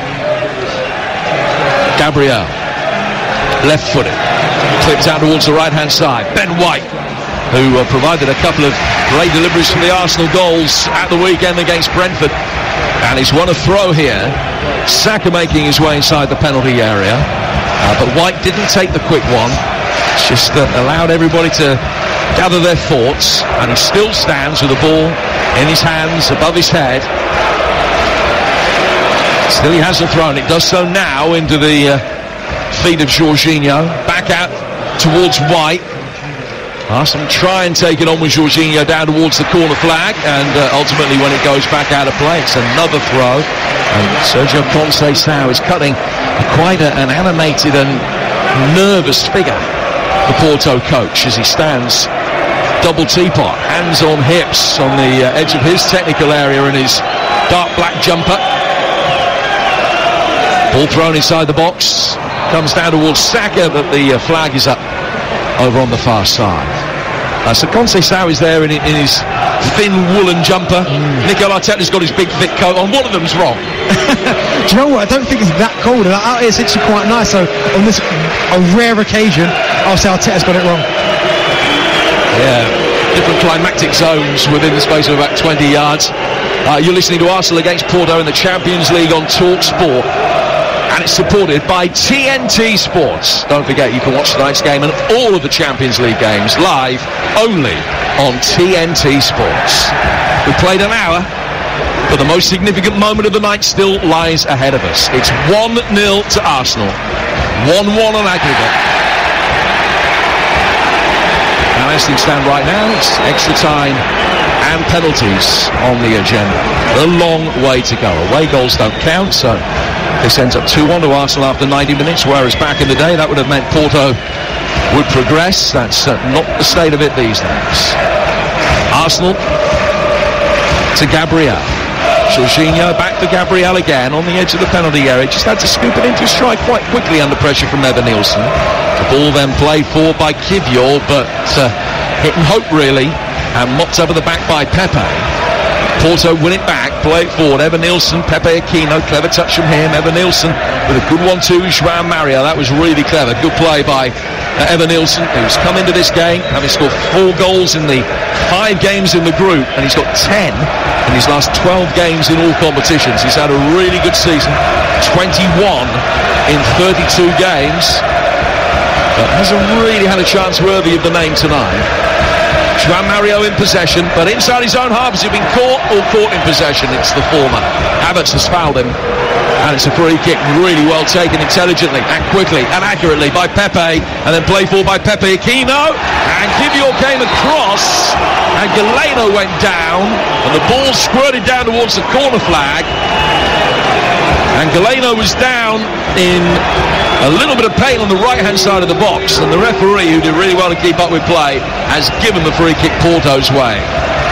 And he's put the spray down a yard. He's put it down well away from where Galeno rolled to, but it's a yard outside the penalty area, almost there with the right-hand side of the box. This is a really good angle for Conceição or any other left-footed player. Yeah, well, do you know what? Really good movement from Galeno as well there. He went behind the defender, then darted straight back in front of him and got himself there, showed really, really good pace. And as you said, almost Kivior had to make the foul, to be fair, because he was heading into the penalty area. He would have got onto the ball, but now this is a really dangerous free kick now for Arsenal to defend. Yeah, definitely a foul. And the three-man wall will protect the near post area. David Raya is happy that that wall is in the right place. He is out a couple of yards off the line and is just shifting his foot from his weight from his left foot to his right, bobbing up and down nervously. Conceição strikes it, and it's way over the bar into the Porto fans, and out of play for a goal kick, and Raya immediately takes that goal kick. Free kick had barely landed in the fans by the time it had been spotted down for him. Another ball so he could take the goal kick quickly, because Porto had committed so many bodies upfield. Saka's got it now. Saka for Ødegaard, back towards Saka, couldn't get it inside the penalty area, and Porto clear. It's obviously something that the ball boys and girls have been well briefed upon, but they could not have got the ball to David Raya any more quickly there for him to restart play. That was good use of home advantage. It was, yeah. The ball boys getting the ball to him as quickly as possible, and him trying to spring that counter-attack. But I'm no free kick expert, but that technique was all wrong. He tried to power drive it from the edge of the box on the wrong side of his left foot. Really poor execution. It should have been a whip from that area of the pitch. 19 gone in the second half, and Arsenal still lead Porto by a goal to nil. Possession on halfway, given away. Conceição has got it and comes forward towards the edge of the penalty area. Ødegaard easing him down. Conceição thought he was fouled. I think he's got a point. Referee said play on, and Arsenal have got it away, and Rice will be able to bring it forward. Swindon 1, Accrington 2, Bolton 4, Oxford 0, Crawley 1, 10-man Notts County 1. Here's Trossard in towards the edge of the penalty area where the ball is volleyed away. Headed back by Kivior. Helped on by Jorginho, and then stretching. Ødegaard did really well to power a header back towards Ben White. Well, it was a difficult one for him to reach, let alone steer the header as emphatically and as effectively as he did. So Arsenal could bring it forward with Ødegaard. Good quick feet under duress, and ball's deflected out for an Arsenal throw. We're now starting to see one or two Porto players starting to put their hands on their knees, starting to breathe a little bit heavier, and that's because of Arsenal. Wave after wave of attack, moving the ball really quickly, making Porto get back into shape really quickly, trying to make it compact against Arsenal. They're starting to breathe a little bit. Conceição at the minute, he's trying to get his breath. Aren't we all? There's Jorginho, back towards Gabriel. And now play forward by Saliba. Down the right-hand touchline, 1-0 to Arsenal. 20 minutes gone in the second half. The goal came 25 minutes ago. We've got another 25 minutes to play. It's another Arsenal attack is curtailed by the officials. Saka guilty of a foul over on that far side. And it's a free kick that'll be taken inside the penalty area. While we got the break in play, let's catch up with events in our other two featured games. First of all, we'll go to the other Champions League tie. Barcelona in the box seat against Napoli. The last time we heard from TalkSport's Chef Peters. Yeah, they still lead by 2-1 and 3-2 on aggregate. Rafinha's come close to getting a third goal for Barcelona on the night, but the goalkeeper made a really good save. It's on a knife edge. Barcelona 2-1 up on the night, 3-2 on aggregate. Barnsley 3-1 up at Carlisle, having come from behind in League One. Birmingham needing to come from behind in the Championship. Here's Dave Rowe. And no sign of it. Birmingham 0, Middlesbrough 1. The second half really devoid of goal-mouth action. Sam Greenwood's free kick over the bar for Borough. Birmingham have thrown on Jukovic and Roberts. There's no real cavalry charge so far. 9 to play plus stoppage time. Birmingham 0, Middlesbrough 1. That topsy-turvy game in Newport, they now lead 4-3. Pepe defending after a fashion. It's turned away. Flicked into the empty net. Arsenal have the lead. Martin Ødegaard. What what a big moment that is. Incriminations amongst the Porto players, and the referee has overruled it and gives a free kick to Porto. Now, the VAR will check this, but the claims were, as he was playing forward, that Pepe was fouled on the edge of the penalty area. He's tried to deal with the ball that's played back. Is he given a little push? He's tried to turn it away. He's fallen into a combination of Havertz and his goalkeeper. Havertz does make contact with Pepe. He has got his hand on the number 3 on his shirt. Ødegaard, with a really crisp finish, had to navigate traffic and flick it into space, but it's not going to stand. No, and do you know what? It's probably the right decision as well, because if you ever look at it, Havertz, he's done really well. He's put Pepe under pressure. The goalkeeper's got caught in no man's land, but at the wrong time, he's grabbed the back of his shirt and almost twisted him around, and to be fair, he probably left the referee with no option there, so probably the correct decision. And Mikel Arteta was absolutely furious, and he stood on the edge of his technical area with his arms outstretched, absolutely furious. He made the signal with his fingers of the TV box to indicate that VAR should have a look at that, and for that he's received an obligatory yellow card, which is his 5th in all competitions this season. I think even if they'd have gone to the screen, the ref, he would have seen the pull from Havertz as well. I mean, it's a really clever finish from Ødegaard, who backed it up really well and has kicked it over, but I think in that situation there, just don't touch him, leave him, and then you never know what might happen. It might spill out, you might pull it in, but the moment you grab someone's shirt, you're always going to get the foul. Yep, easy to see why the decision was made. Arsenal fans, the bottom line is, if that had been given at the other end as an equaliser for Porto, this place would have erupted. So I think it's the right decision. Bolton with a couple of quick goals, 5 up now at home to Oxford, having a torrid night there. Aaron Collins and Josh Sheehan, I beg your pardon, getting those goals. 5-0. Burton have one back at Portsmouth with the veteran John Brayford, and Crawley have turned it around against the 10-man and Notts County Bay League 2-1. Adeyemo adding to the goal from Claudio Lolos. Here's Ødegaard. So it's still 1-0 to Arsenal, 20 minutes to go.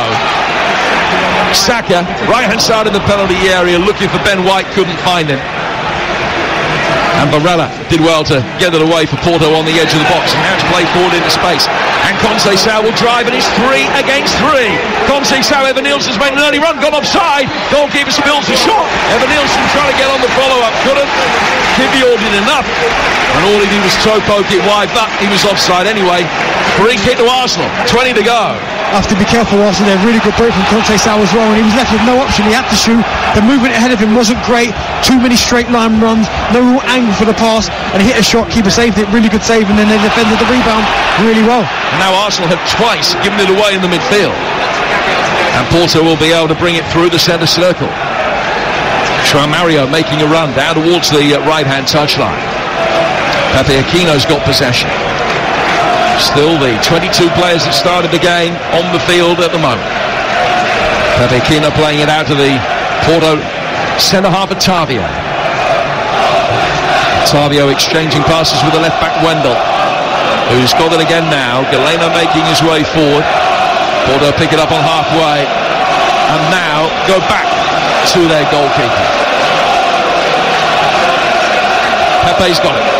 The old warhorse, the veteran campaigner at the back for Porto. And turns it back to the edge of his penalty area again. Don't forget, as well as the live football tomorrow night, we've got more live horse racing with Rupert Bell from Cheltenham tomorrow, day 2 of the festival. The first race is at 1:30, and you can hear it live on TalkSport as we bring you the first 4 races tomorrow here on the TalkSport network.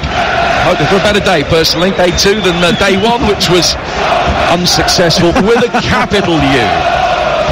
But listen, it's Cheltenham, it always is for me. It's going to be a free kick. Good luck to you tomorrow if you're having a go. Free kick which will be taken by Varela, about 15 yards outside the box, and play back to our left-hand side. There's just a little Arsenal fan. It's obviously, it's relatively late. He was maybe 6, and he's come to the steps just to our left-hand side, just about to leave, and he's had his photo taken. And you think, you're 6. I just hope you realise the enormity of this night. This will be a night, I don't know how many games he's been to in the past, a night that he will always look back on with fondness, particularly if it ends up when he gets home, if he hearing the score. But it's just a lovely moment for the maelstrom around us, and just that personal little private moment between mother and son, having this photo taken just moments ago with the pitch in the background. Arsenal won a free kick. Pepe's got a yellow card for another crunching challenge, and Rice is going to come across to take this free kick. 72 on the clock, and 1-0 Arsenal lead it. Strange booking that, Jim, because Havertz did the exact same first half, doesn't get booked. Pepe does it almost maybe a little bit less, and he gets booked. But I do think the referee the second half has officiated the game really well. He's let play go. He's not allowed Porto to make it kind of bitty, kind of slow, and he's been really good. I've been impressed with him. Odegaard takes the free kick, but hasn't fired it towards the edge of the area. He's worked it forward up the left-hand side. Trossard curves it inside the area. The resulting header goes wide, and out of play for a goal kick that will be taken by Diogo Costa. Elsewhere, National League South leaders Yeovil 2-1 down at home to Chippenham. Carlisle have got one back at home to Barnsley. The trail 3-2. Lincoln 5, Cambridge 0. Gary Monk inheriting a very tough situation at Cambridge, and a big defeat for them tonight. And the National League Southend 2, Dorking 0. And you're up to date with all of the goals. Remember, over on TalkSport 2 right now, Derby leading Reading 2-1. Gabriel coming in off the left-hand touchline, little backheel flick. Porto try and bring it away, getting those in blue and white behind the ball. And now Pepe will take it down towards the touchline and then stop and turn it nonchalantly back towards his goalkeeper. And Diogo Costa fires it forward. But as he does so, the whistle blows as an Arsenal player downs Gabriel 5 or 6 yards inside the Porto half. And I must admit, I was watching the ball there, not watching what was happening elsewhere. What happened? No, to be fair, he was battling for the ball. He kept possession really well. There's a few naughty challenges, a few ones after the ball. I thought there was a foul, to be fair, because he's played the ball and then got clipped afterwards. But listen, Gabriel, he's defended really strong today. He's been good on the ball, and again, that set play, whenever Arsenal get a set play, he's always the danger. He always gets the first contact, makes aggressive runs. He's defended really well today. I've been more impressed with him today than Saliba, and I don't say that often. So 1-0, 15 minutes to go. Still Barcelona leading Napoli by 2 goals to 1, 3-2 on aggregate. Birmingham 0, Middlesbrough 1 in the game in the Championship tonight. Play's going to restart with a drop ball deep in Porto territory. It's going to just be dropped at the feet of their goalkeeper, Diogo Costa. The longer the game goes on, the more the chances that the 2 goalkeepers will come firmly into the spotlight. The penalty shootout, the spectre of it threatens to raise its ugly head. Kivior's going to take a throw for Arsenal now, about 15 yards inside their own half. 15 minutes of normal time to go. 1-0 to Arsenal on the night, 1-1 on aggregate. Pepe steers the ball away, and it's flicked on by João Mario. Really good anticipation from Evan Nielsen. Came down towards the touchline, chased the lost course, kept the ball in and found his man. Conceição back to him. He's then been fouled, and it's a free kick to Porto. And an angry action from Conceição, who throws his right arm down across his body and looks at Trossard with his eyes out and stalks. Trossard just disdainfully tells him to go away and get on with it. It's going to be a free kick though to Porto, and while the crowd didn't like the decision again, I think that was the correct one. Taken the free kick by João Mario into the feet of Varela, and then back for Pepe again. Pepe to his goalkeeper, and we've got 14 minutes to go down. I don't think Arsenal have tested Pepe enough. He's on the booking now as well. He's not really even run out at all, and the one opportunity that they did first half, they caused him problems, but they haven't done it enough. He hasn't been isolated enough, and that's, to be fair play to Porto. But I think the longer this game goes on, he is 41 years old. He's no spring chicken anymore, and he's been a fantastic defender. But there must be an opportunity now to get him, try and isolate him and try and get at him. Well, of all the players on the pitch, you would imagine that he's going to be one of the first who will have to make one. He's still very fit. He wouldn't be playing at this level in your 42nd year if you weren't a supreme athlete, but he will be feeling it. the longer the game ticks towards 120 minutes. Here's Ødegaard. We played 76 at the moment. Ødegaard's ball inside the penalty area. Trossard trying to take it. João Mario's going to be able to bring it away. Porto just beginning to exert in some passages of play an element of control here. Pepe Aquino getting it forward. Evan Nielsen trying to turn on the edge of the area. Saliba had his arms very close to being around him, but the referee says play on, and Arsenal get it away towards Saka, and the covering challenge has left Saka on the deck, and it's an Arsenal ball. 13 to go, 1-0. Otavio has really impressed me tonight. I think he's defended really well. He's been strong, he's been quick. Nothing's really got by him. I mean, him and Pepe having a high five there. I think he's been really, really good, and at times he's probably bailed Pepe out of trouble to get using his pace, but I thought that was a foul on Saliba. If I'm honest, I thought Saliba had his arms around him, and it's unfortunate not to get punished there. Sergio Conceição agreed with you, and he has now been booked. So both of the coaches have been cautioned for this end. I thought Arteta was emotional. I've been watching Conceição, the coach. He has been up and down, kicking every ball, heading every ball. He has really, really been out there on the touchline. And his lad who's playing on the wing is a chip off the old block, by the way. He is proper heart and sleeve stuff as well. Fine player, Sergio Conceição, back in the day.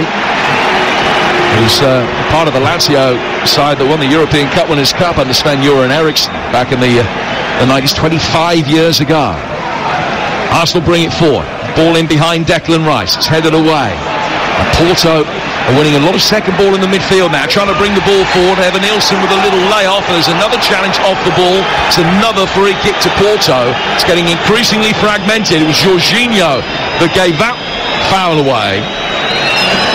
And Arsenal have just got to make sure this not runs away from them, but they've got to stop Porto getting the control that they've had in the last 4 or 5 minutes. They had a poor spell in the first half of maybe 10 minutes, and they're having one now.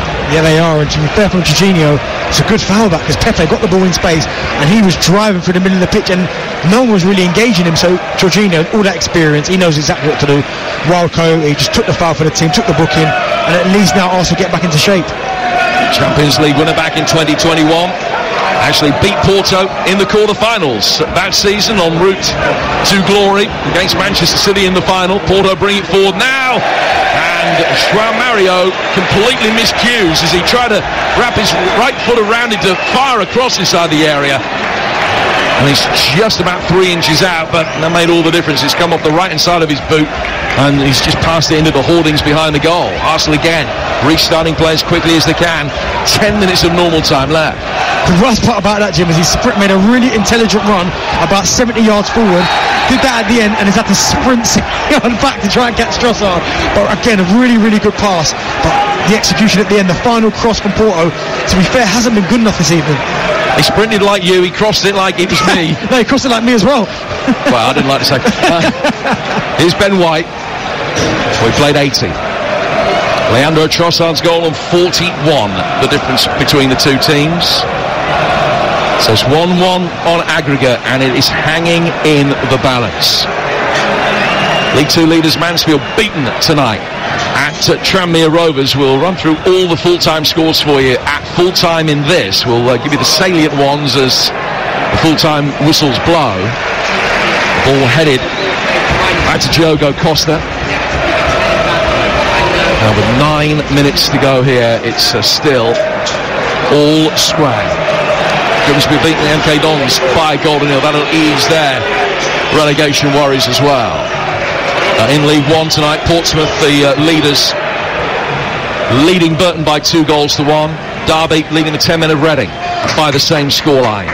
So it's going to be as you were. The 5-point gap between the top two is going to stay. They're both very late on in stoppage time in those games. Free kick for an offside. And Arsenal had a player, Declan Rice, go down injured. Not Rice, I beg your pardon. It's Havertz go down injured in the midfield, but the whistle has gone for an offside against him, and Pepe will take it. 82 gone. Still Arsenal 1, Porto 0. Work down towards Conceição. Conceição controlling, going back to João Mario. Back towards Pepe. Pepe's right-footed ball over the top. Neither goalkeeper really in the entire game, but particularly in the second half, has had an opportunity to show their skills, to add to already impressive DVDs and show reels. It's just not been that kind of game. The chances we've seen have been half chances. It's been difficult for either side to really get a grip of it, but we are going to see Gabriel Jesus come on. First change for Arsenal in a moment. And that's going to be the next break in play, which will be now, because Diogo Costa, with the ball at his feet inside his penalty area, just trying to chip it down for the right back and shanked it. That's put it straight out of play. So Arsenal will make the change, and it's Jesus for Jorginho. Makes a lot of sense, because I think obviously Havertz will drop into midfield, Declan will go back to that holding role, but I think it allows Arsenal to get control of the ball, the possession again, because the last 10 minutes, to be fair, they've been losing possession quite easily. They've been letting Porto kind of counter-attack on them. But one thing about Gabriel Jesus, as we know, really good at taking the ball in tight areas, can make things happen. Yeah, he probably should score more goals, but it allows Arsenal to maintain possession. He found the net in his first 4 Champions League appearances of the season. He's got a good record in this competition as Ødegaard tries to get it inside the penalty area and into a shooting position. He can't quite. Comes off Saka. Jesus deflected wide. Very nearly scored with his first touch. Yeah, getting into that position as well. Unlucky. I don't think there was a lot of space for him to kind of finish it, and he reacts really well because it bounces down. I don't think it's a pass to him, and it's a really good save from the keeper. He tries to keep it down. It catches the inside of his thigh, and it's a really good save. So Arsenal's third corner of the second half. They lead 1-0. 6.5 minutes to go. In towards the edge of the 6-yard box. Didn't quite have the weight to get through for the players that were attacking it. And the referee spotted an infringement anyway. A little push before he got towards Kai Havertz. It's a free kick that'll be taken by Porto. Certainly odds on that it's going to go to extra time from here, you would think. It's 6 minutes of normal time to go, but of course the first game between the two, there was plenty of late drama. Arsenal winning at the weekend with a goal later than this, and there has been another significant Champions League goal elsewhere. It's in Barcelona. Jeff Peters. It's Barcelona 3, Napoli 1, 4-2 on aggregate. Robert Lewandowski from close range, brilliant team goal, finished off by Lewandowski from close range. Barcelona surely now heading through, 7 minutes remaining. And another big chance for Arsenal. Saka with a shot on his left foot that was saved. Ødegaard putting the follow-up wide. They're knocking at the door. Yeah, and that all comes from Gabriel Jesus, bringing the ball down, holding on to it, just rolling a little past to Saka, who cuts inside into that left foot, and hits a really good shot. Poor goalkeeper, he palms it back into a really dangerous area, and Ødegaard on the follow-up just can't hit the target, because if he does, he scores. Porto are going to make a change. Sanchez coming on for João Mario. Full-time details from St Andrews, going from TalkSport's Dave Rowe. Birmingham 0, Middlesbrough 1, only one real moment of quality in the game, and it won the game. Riley McGree strike from the edge of the D in the 17th minute, which arrowed into the top corner, and the home side never looked like scoring in response. For Borough, it's their third straight win. They're up to 9th place, 5 points off the playoffs. Birmingham 1 point in 5 games, 1 clear of the bottom 3. They are bang in trouble. Birmingham 0, Middlesbrough 1. Jorge Sanchez, the player that has come on here to replace João Mario, Mexican international, full back on loan from Ajax. He can play either side. He's slotted in on the right here, replacing João Mario, who had a very solid game for Porto.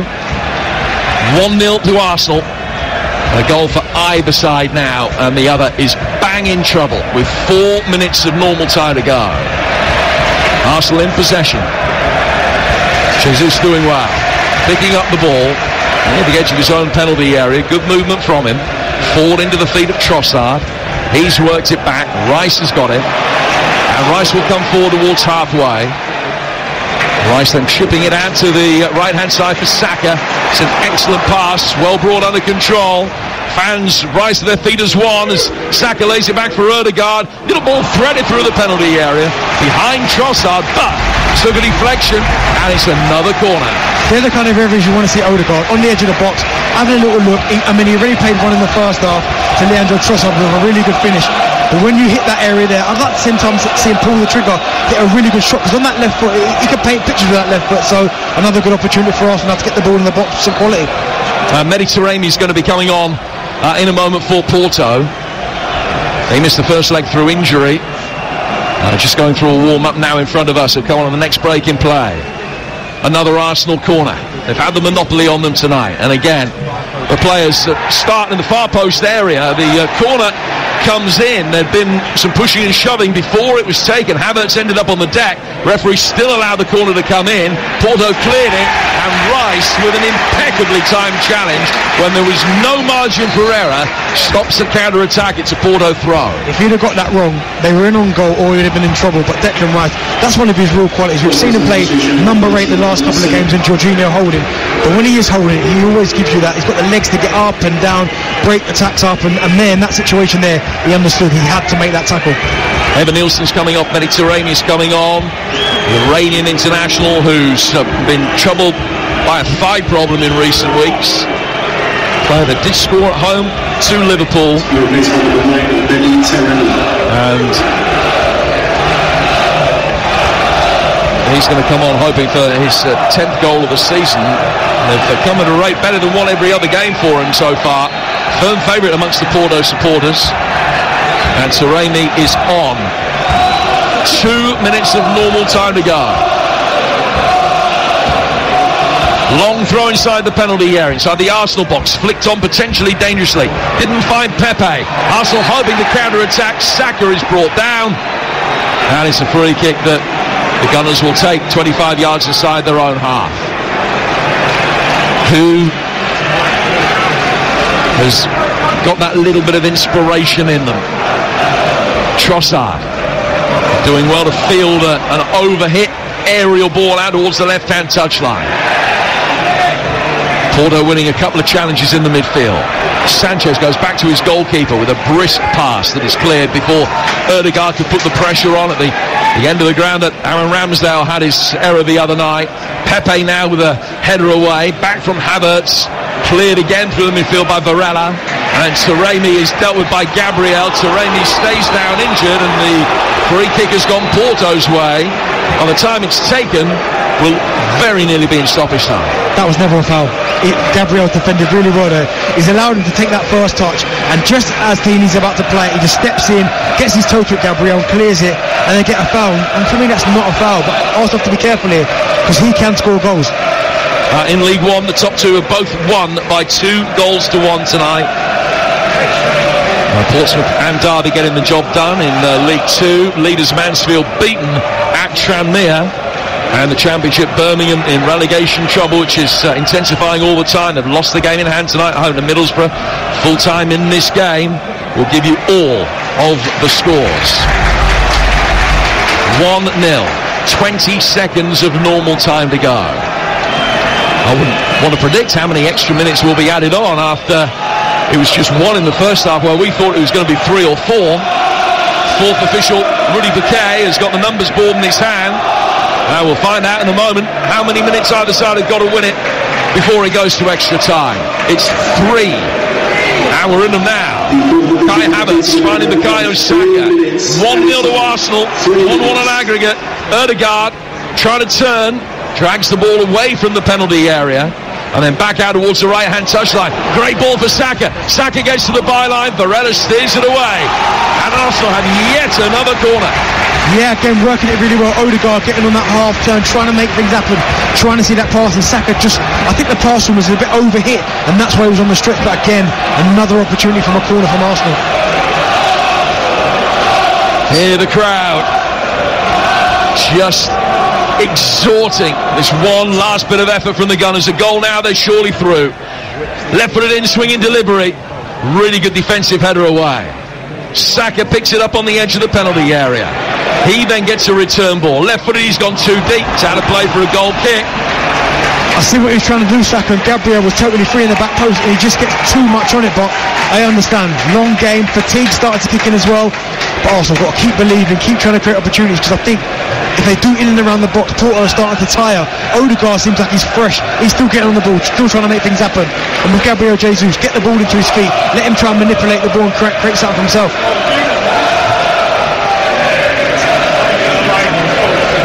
Clearance from our left-hand side from the Porto goalkeeper, Diogo Costa. Goes out towards the far touchline, where Arsenal have won it back. Trossard will chase. Sanchez gets it away. Arsenal win it back in the midfield. Havertz with a great first touch and a poor second. Just ran away from him. Porto clear. Whack it long. Ben White heads it away. And it goes out for a throw that'll be taken on the Porto left-hand side. In a hurry to get on with things now, Galeno. He's lost possession. Saka, Ødegaard. Jesus making a run through the middle. It's just played in behind him. He could stop his run and turn. Lay it back for Ødegaard. Arsenal bring it forward again with Kivior. And we're in the final minute of added time at the end of the 90. Can Arsenal create one last worthwhile opportunity? Crowd urging them on. What a cathartic moment it would be if they could score a winning goal now and make it through to that elusive Champions League quarter-final that they found so hard to come by over nearly a decade and a half. They're still patient. 30 seconds to go. Over on the right-hand touchline with Saka. Saka controlling it, no foul on him, but he hasn't lost possession. Good turn by Ødegaard, edge of the area, he's got it back. Good swivel again, and the pirouette has gone down, no foul. Porto are going to be able to bring it away. And their counter-attack could be on potentially, but Kivior has gone up through the gears so quickly. He's got there ahead of Conceição. Ball's played back for Raya, and play stops because there's a Porto player down with cramp on the edge of his own penalty area. That's the there, Ødegaard again, maybe trying to be too precise. I mean, he went for the double drug back. Really good play again from Gabriel Jesus. I think it's on his right foot. Just swing it. We know it's not your strong foot, but just swing it. You never know what could happen. But again, Kivior this second half defensively has been outstanding. Conceição has tried everything. He's tried to run him. Little fouls here and there. He's got his body in. He's used his pace. He has been very, very impressive this second half. And it's only the third Champions League start of his career, to put it in perspective. It's a massive game for him. Massive game for them all, but Iñaki Kivior in particular. When play restarts, I reckon there's only about 10 seconds left. Porto player still down on the edge of his own penalty area, receiving treatment. Looks like he's got cramp. Yep. I can understand that. Just having everything stretched out. He's going to have to come off the field having received that treatment. But play's going to restart with a drop ball to Arsenal deep in their own half. And as I say, I think there's only about 10 seconds, 10-15 seconds left. Varela is just being helped back to his feet now. He'll be a miss. He's done a very good job in quite a quiet way. Signs actually are that he's going to need a stretcher to leave the field here. Don't surprise me, defensively he's been very, very good. I mean, he's had to work really hard because Arsenal have had a lot of possession in this game, and he's probably had to play not his natural game because he's had to worry about Ødegaard. Where's he going to be? Saka coming off the line, Havertz dropping into pockets. He's probably had to do so much defensive work. No wonder he's going off with cramp. And I guess for Porto it's a blow, but for Arsenal you go, well, it's another opportunity. So the stretcher is on, and Varela's going to be helped onto it in a moment. This is the Arsenal bench, so these are all players that can be called upon. They've only made one change so far, that's Jesus, who came on, so they can still call upon Partey, Smith Rowe, and Nketiah and Cedric, Tomiyasu, Fabio Vieira, Nelson Elneny, Zinchenko, and the two goalkeepers, Ramsdale and Hine. So there is experience, there is quality to be called upon off the bench.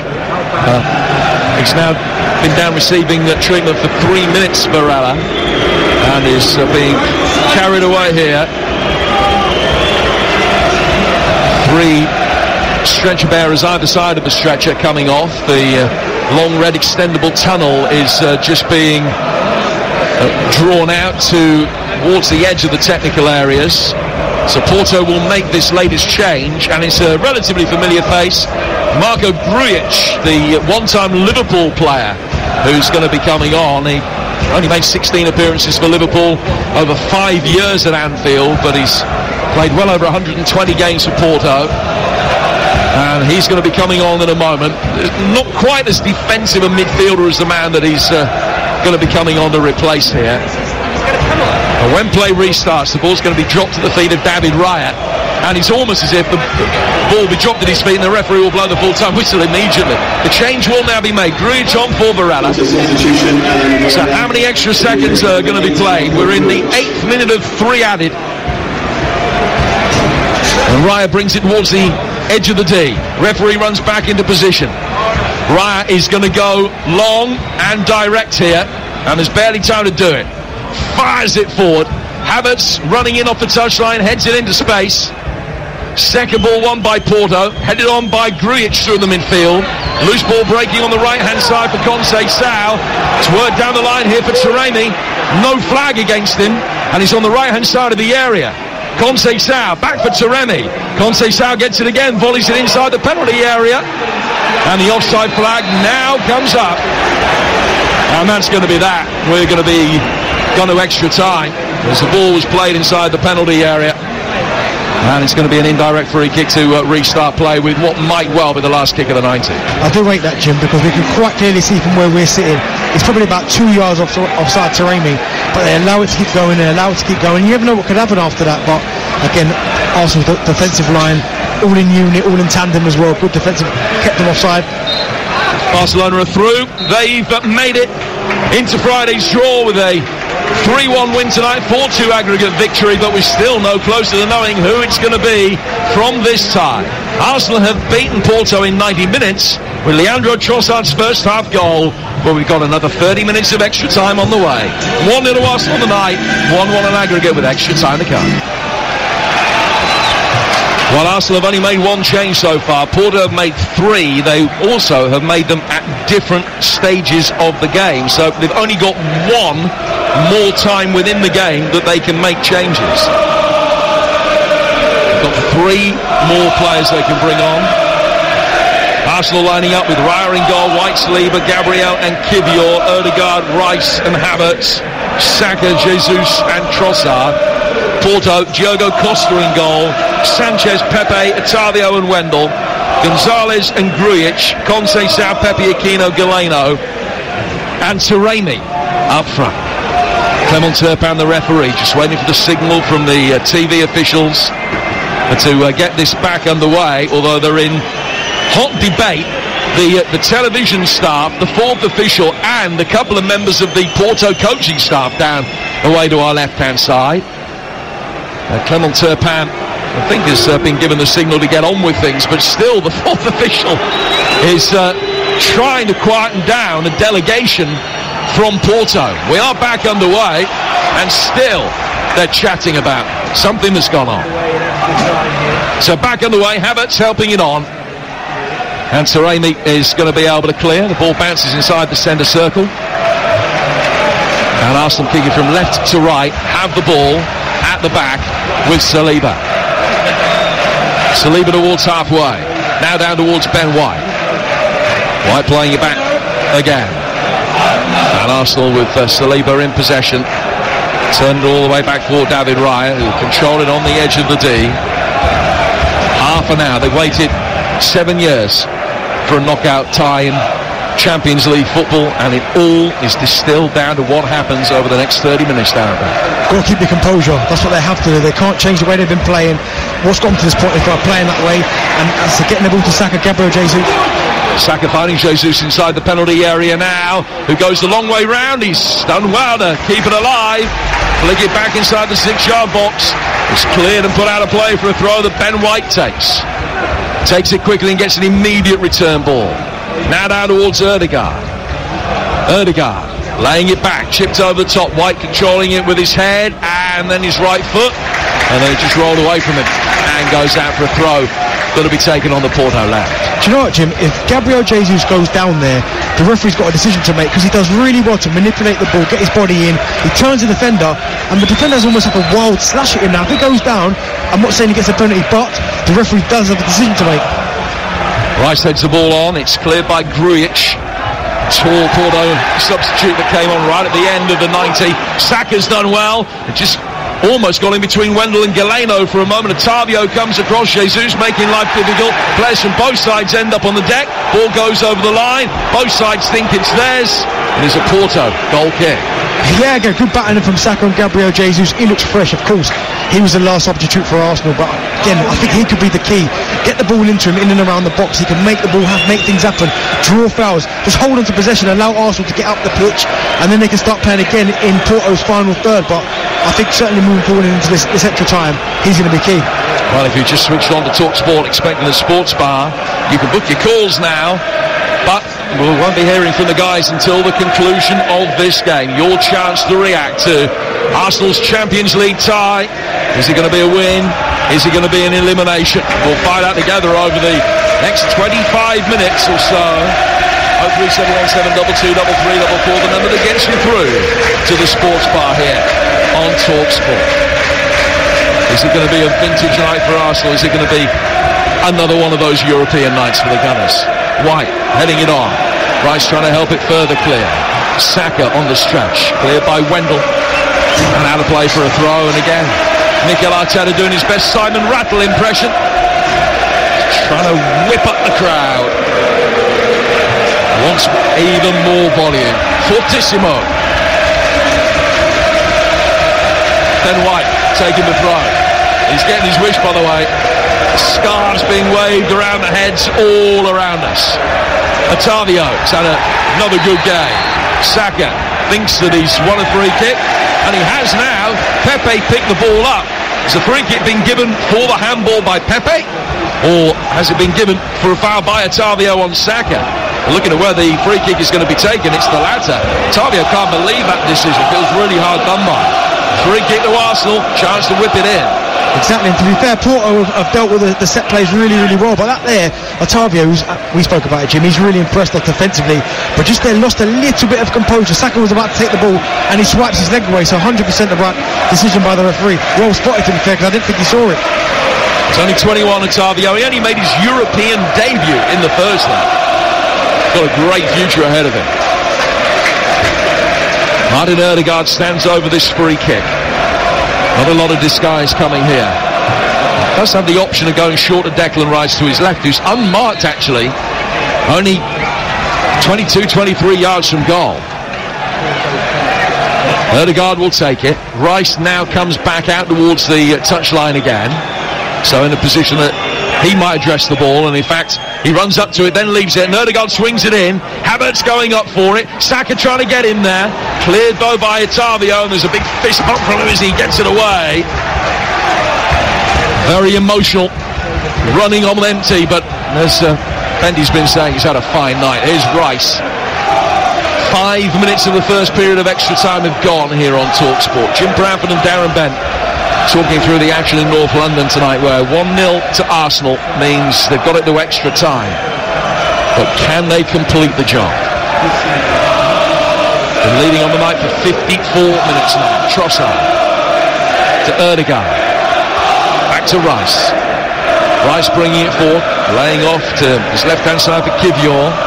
Trossard making a run down the left-hand touchline, but they've worked it back through the middle instead. The centre halves exchanging passes. Saliba then chipping it down towards White. White wins a throw. Wendell claiming it was his. Nobody was convinced. White drops the throw at the feet of Ødegaard.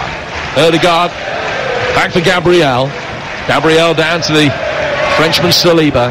And Saliba will venture forward. White making a good run on the overlap. Has to head it to keep it in play, but in doing so he's found Saka, knocked away by Wendell, who looks as though he's struggling a little bit. It's only tell that he's played 96 minutes. Ball's gone out of play for another throw that'll be taken by Ben White for Arsenal. He's nicked a couple of yards and might try and nick another couple. Going to take this throw level with the edge of the Porto penalty area. At least that's where he should be taking it. Thrown in towards Ødegaard, and he's won a corner. First of extra time, 1-0. It's amazing how many times Arsenal get to the byline for a throw-on. You'd think people would have noticed it by now. But every single time Ben White gets the ball, Ødegaard makes it run along the byline. They throw it over the top of the defence, and he's in on goal. I mean, that was good defending, but at some point they're going to punish you. So you're going to Porto, if they continue in this tournament, that's something they're going to have to look at. Arsenal scored more goals in the Premier League this season from crosses and headers than any other side. What they give for one now in the Champions League.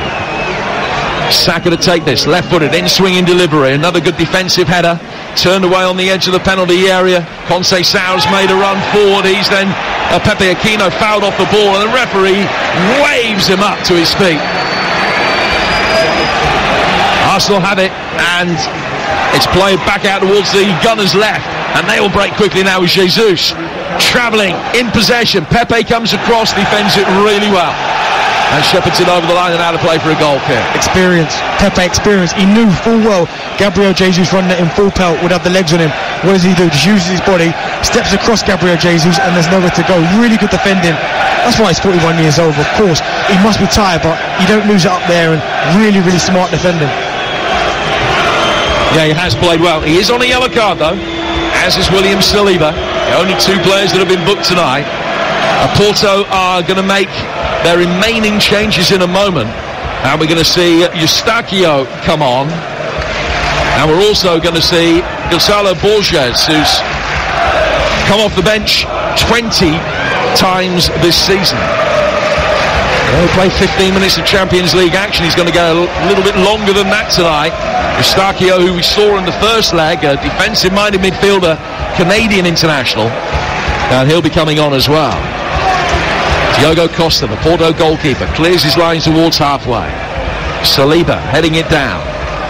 Ball helped for Grujic with a poor challenge after the ball had gone, just made sure that he caught his man as it was laid away upfield, and it's going to be a free kick, and another sore one for Kai Havertz, who's been in the thick of it pretty much from the first whistle. He was involved in some of the shenanigans in the first half, and it's still ongoing now. Yeah, I mean, he's left a little bit on the Porto players, and they've left a bit on him, and it's a really clever play there, because he had no chance of bringing the ball down and controlling it in that area. But what do you do in these European nights? You buy fouls, and that's exactly what he did there. Free kick taken by Arsenal. Porto get their heads to it, and then a slightly misjudged bounce by Wendell. The ball's cannoned off his rib cage under pressure from Saka, and it's gone out of play for a throw that Ben White's going to take. We're in the 100th minute. Still 1-0 to Arsenal. White helping it on. Sports Bar follows us. Saka trying to get to the byline. Wendell slides in, and that's really good play. Stop it going out of play for a corner. Arsenal then have won it back, but couldn't make anything of it. Nico Gonzalez did really well there, because Wendell had got a toe to it, got it away from Saka. Nico Gonzalez read the situation, sprinted after it, kept it in, and ultimately Porto get a goal kick where it might easily have been an Arsenal corner. Do you know what? Fair play to Nico Gonzalez, because I'd say from minute 30 he's been almost hobbling about. It looks like he's going to go down with cramp, and every time there's a substitution I'm expecting him to go off. He keeps going there, gets himself into a really good defensive shape there, and he again for Porto has really impressed me. Stuck to the game plan. Is another great pass there, to be fair, but he is really impressed with Nico Gonzalez. Yeah, a poor piece of control from Kivior's made it a better pass. Ball played out to the left-hand side. Taremi has got it now. Taremi, left-hand side of the penalty area, trying to work it onto his right foot. Oh, he sent it curling past the top right-hand corner and out of play for a goal kick. Just poor execution. He's done exactly what he wanted to do. Faced him up, shifted it onto his right foot. He knew Gabriel can touch him because he's been booked, and he's in the penalty area. Again, just hit the target. You can see what he's trying to do. Just fade it outside that far post into the far corner. He just gets a little bit too much onto it, but a warning for Arsenal again. Well, the good news is he's been put out of his misery, because now his number has come up and Eustáquio is on to replace him. I mentioned in the first leg that it's some accolade to be named the Canadian Player of the Year. He's got a little bit of opposition, the form of Alphonso Davies and the like, and Eustáquio is the current holder of that accolade, so he's come on and he's replaced Nico Gonzalez. And the other change that is going to be made is that Conceição is coming off yet, so Gonçalo Borges on to replace him, a 22-year-old winger. It's his 44th Porto appearance tonight, and 43 of them have been as a substitute. Professional bench warmer, but a player who can offer a lot in brief spurts. Galeno helping it forward here for Porto and continuing his run. Saliba had enough of a start, hits it back for Raya. Raya makes sure, just watches the ball onto his right foot, kicks right through it and gets the ball towards halfway. It's clear, but Eustáquio can pick it up, and he'll play down towards Galeno on the Porto left-hand side.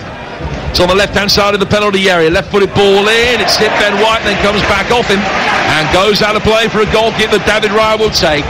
with 3 minutes to go to the turnaround and extra time. Really good defender from Ben White again. I mean, Galeno's not really shown too much this game. First leg, he had the big shout in the first one with a great goal, but this half he hasn't really got on the ball as much. I know he's having to do double up on Bukayo Saka, and that's probably chipping away a lot of him offensively, but really well played. Every time he's faced Ben White at 1v1, it's Ben White who's had the better of him. Raya gets the ball to the left-hand side of the penalty area. It's then chipped from the left over to the right, and Ben White's going to be able to bring it away. Possession tonight has been high 50s for Arsenal. XG, they've got half a goal advantage. They actually lead 1-0 on the night. Now, Sergio Conceição, that is, and Kai Havertz getting involved here. As the ball was played forward, Havertz came to meet it, came to the edge of the technical area, Kai Havertz, to try and control it, and Conceição did his best to try and kick it, whilst Havertz was going for it. Havertz trying to bring it under control, and Conceição almost tackling him. Then there was a push from Havertz on Conceição, and the referee's going across to calm Havertz down, and the assistant referee doing likewise with the Porto manager, who has been booked. A little bit naughty there from Havertz, because the ball's probably about a yard out. Obviously Conceição was trying to get the ball back for his team, and Havertz just volleys it into the stand, and then he kind of gives him a little shove. Havertz a little bit lucky there, but again, it's obviously blood's boiling quite high, obviously getting down to the last stages of this extra time. Every second counts. Wendell takes the resulting throw, and Pepe works it back for his goalkeeper Diogo Costa. Down from him to Otavio, slides it down the left-hand touchline for Wendell. Eustáquio will be able to control it under pressure from Havertz, and then he lays it all the way back to his goalkeeper Diogo Costa. I'll be a brave man that will predict what would happen from here. To my eye, a penalty shootout's the most likely outcome, but you never know. Certainly on the strength of 104 minutes so far, you don't see both sides scoring from this point on, so it's got the feel of being next goal wins already, Dan. It does, and as you said there, penalties look the most likely, but it does depend on what Mikel Arteta does substitution wise, because we've seen Porto make a number of changes, and it's about what Arsenal can do there. Well, Zinchenko is going to be the next cab off the rank in red and white. And whether they will make that change at the turnaround and extra time or before that, I don't know. We've only got 40 seconds to go before we get to 105 minutes. Might be a little bit of time to be added on. Ball has gone out of play for a goal kick, which David Raya is going to take. Are they going to try and rush this substitution through? Doesn't look like it.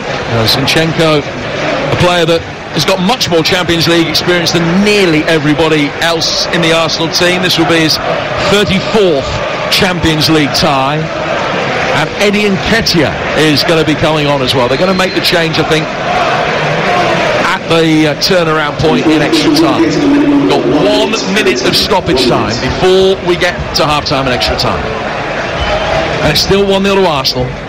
1-1 the aggregate score. Elsewhere tonight, Barcelona are through, Middlesbrough have won in the Championship, top two both won in League One, leaders Mansfield lost in League Two. Big win for Forest Green in their relegation battle. Elsewhere, Sports Bar follows us, 03717223344. You can put your calls now. Your reaction to this Arsenal performance, what have they got right, what have they got wrong tonight? Does it all just merely depend on the result, which might well be the result of a penalty shootout? Porto got the ball on halfway with Pepe, and it's played it back for Diogo Costa. To his left-hand side, Otavio, and a long left-footed ball forward from him.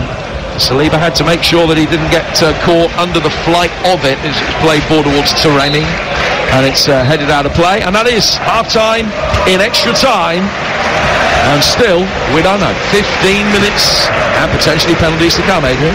And Arsenal's changes have seen the left-hand side of their team altered. Jesus has moved out to the left to replace Trossard, with Eddie Nketiah now playing through the middle. And it's a straight swap at left-back, Zinchenko for Kivior. Now we're back underway. Zinchenko, the blonde-haired Ukrainian, gets an immediate touch and cushions a header expertly back to his goalkeeper, David Raya.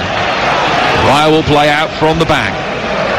Arsenal kicking from right to left as they try and win this in 120 minutes, Darren.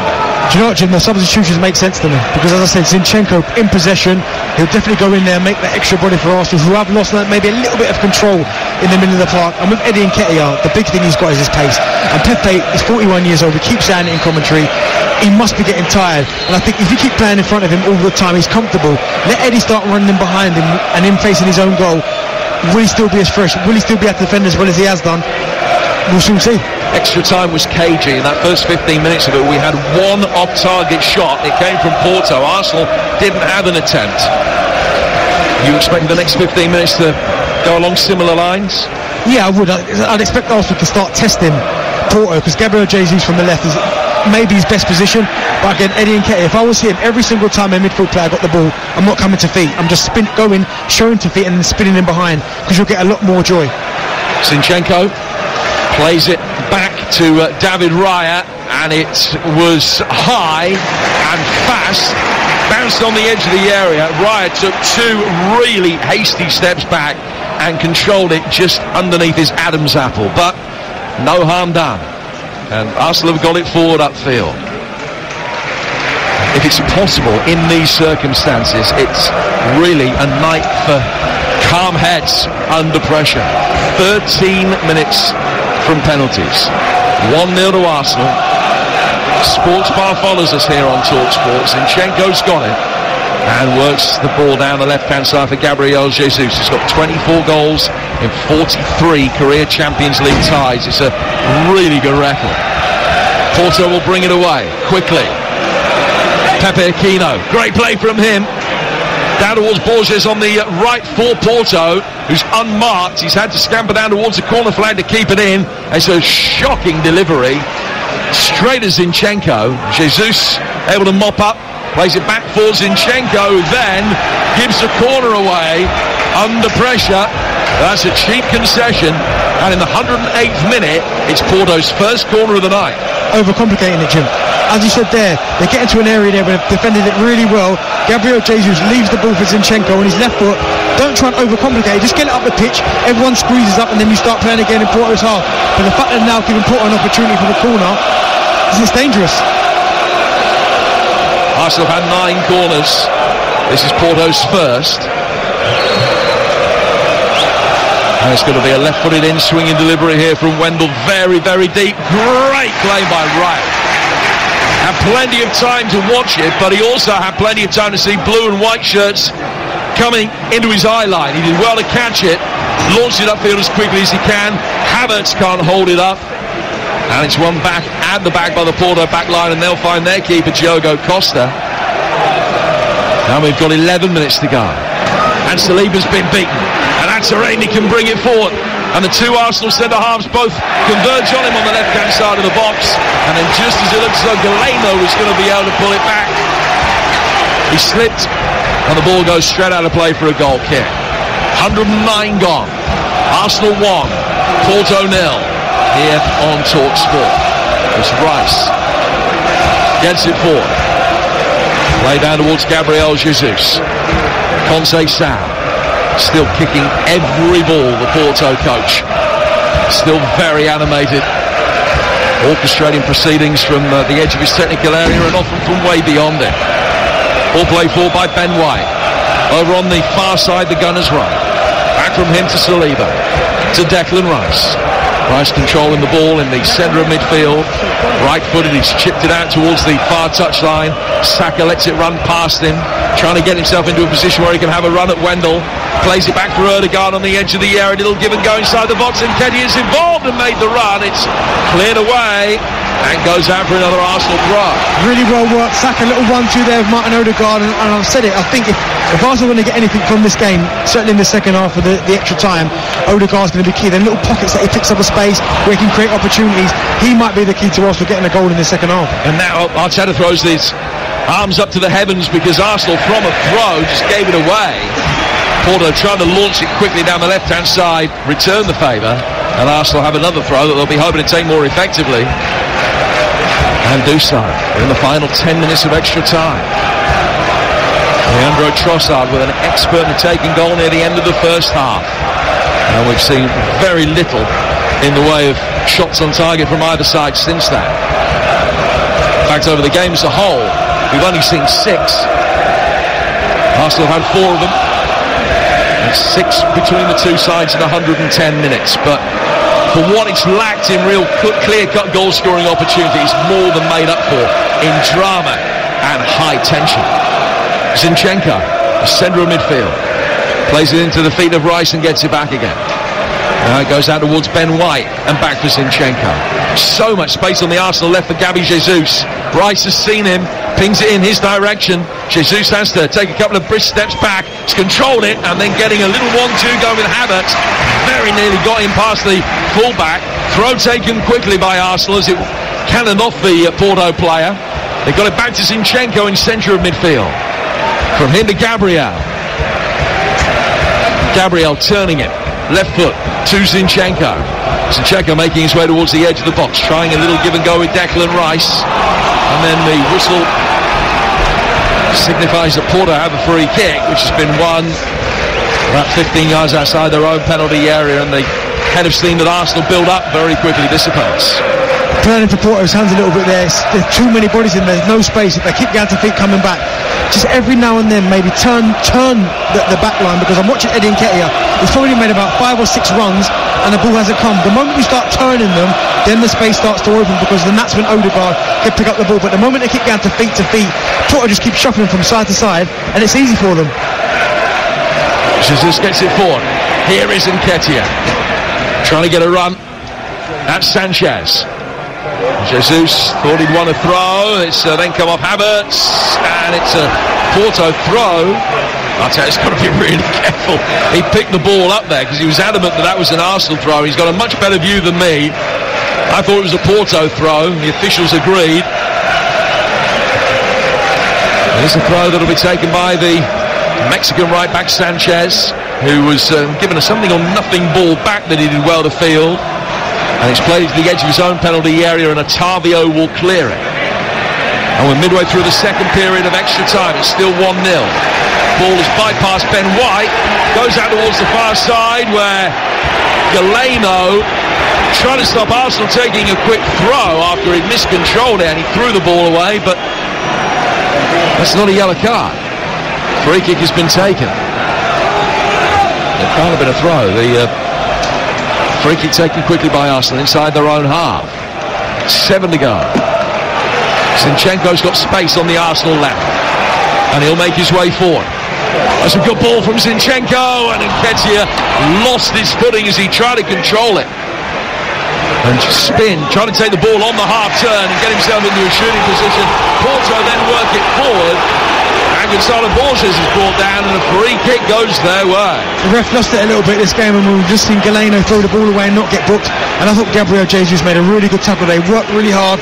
I mean, he's clearly won the ball, all ball, and the fact that the Porto player's gone down screaming and rolling around, never a foul.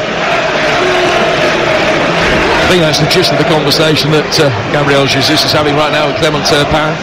And it's understandable. I mean, obviously, we're in a day and age where you always kind of give license to players to make mistakes, and no license is ever given to an official to make a mistake. Big game for him as well. We're 114 minutes into it. He'll be tiring, but I think he's probably got a couple wrong in the last minute or so. Here's Pepe playing it forward. Taremi tries to turn away, get himself into a shooting position, gets to the edge of the D. Played forward by Saliba to half dig it clear. Goes back out to the Porto left-hand side for Wendell. Galeno having his pocket picked in the midfield, wins it back immediately. Right-footed efforts, taking a deflection, actually. One that spun it into the hands of Raya. It hit Taremi. And Raya can get it away. Zinchenko, Havertz, caught from behind. That's a free kick given away by Grujic, who then does everything he can to stop Havertz taking the free kick quickly. The referee almost physically drags him back from that situation. Arsenal take it, play it forward towards Rice, and there are 5 minutes to go, and the tension and nerves are palpable. That Zinchenko pass is what we call a hospital ball. There was nothing for Kai Havertz to do when he got that ball. I mean, he had two players behind him, one in front of him. I wasn't quite sure what he was supposed to do with it, but he's managed to draw the foul. And he's done that well tonight, Kai Havertz, because he's probably tired, and there's times where he's got nothing on, no pass on really, and he's managed to draw fouls and get Arsenal up the pitch. Yeah, all he could do was brace himself, because he knew he was going to get banged. The ball from the edge of the penalty area. Havertz, better touch there. Might have enabled him to get a shot in. Saka will be able to pick it up. Now Declan Rice takes over. Arsenal recycle it and then give it away. Zinchenko struggled actually to get to the pace of the game since coming on. And then Pepe Aquino will make his way forward, and Havertz has upended him. This yellow card's been in the post for about an hour, but he's got it now. It has been, to be fair, and again, a good tactical foul, but I mean, you can see Kai Havertz now, he looks knackered, because that touch at the other end of the pitch as well, where he got himself into a really good area, just created a little bit of space, pulled off the defenders, but his first touch let him down, because if he controls it, he's got a clear shot on goal from about 9 yards, but again, fatigue's kicking in. 4 minutes of extra time to go. And Arsenal lead it 1-0. 1-1 the aggregate score here on TalkSport. And a reminder that the sports bar with your reaction to Arsenal's progression or elimination from Europe, we don't know which it'll be yet, will follow. 03717223344. That's a push on Gabriel. Clear foul by Taremi. And a free kick that Arsenal take in their left back position. And Taremi should get a yellow card there. Gabriel has deliberately played it into him in a way to try and get Taremi booked.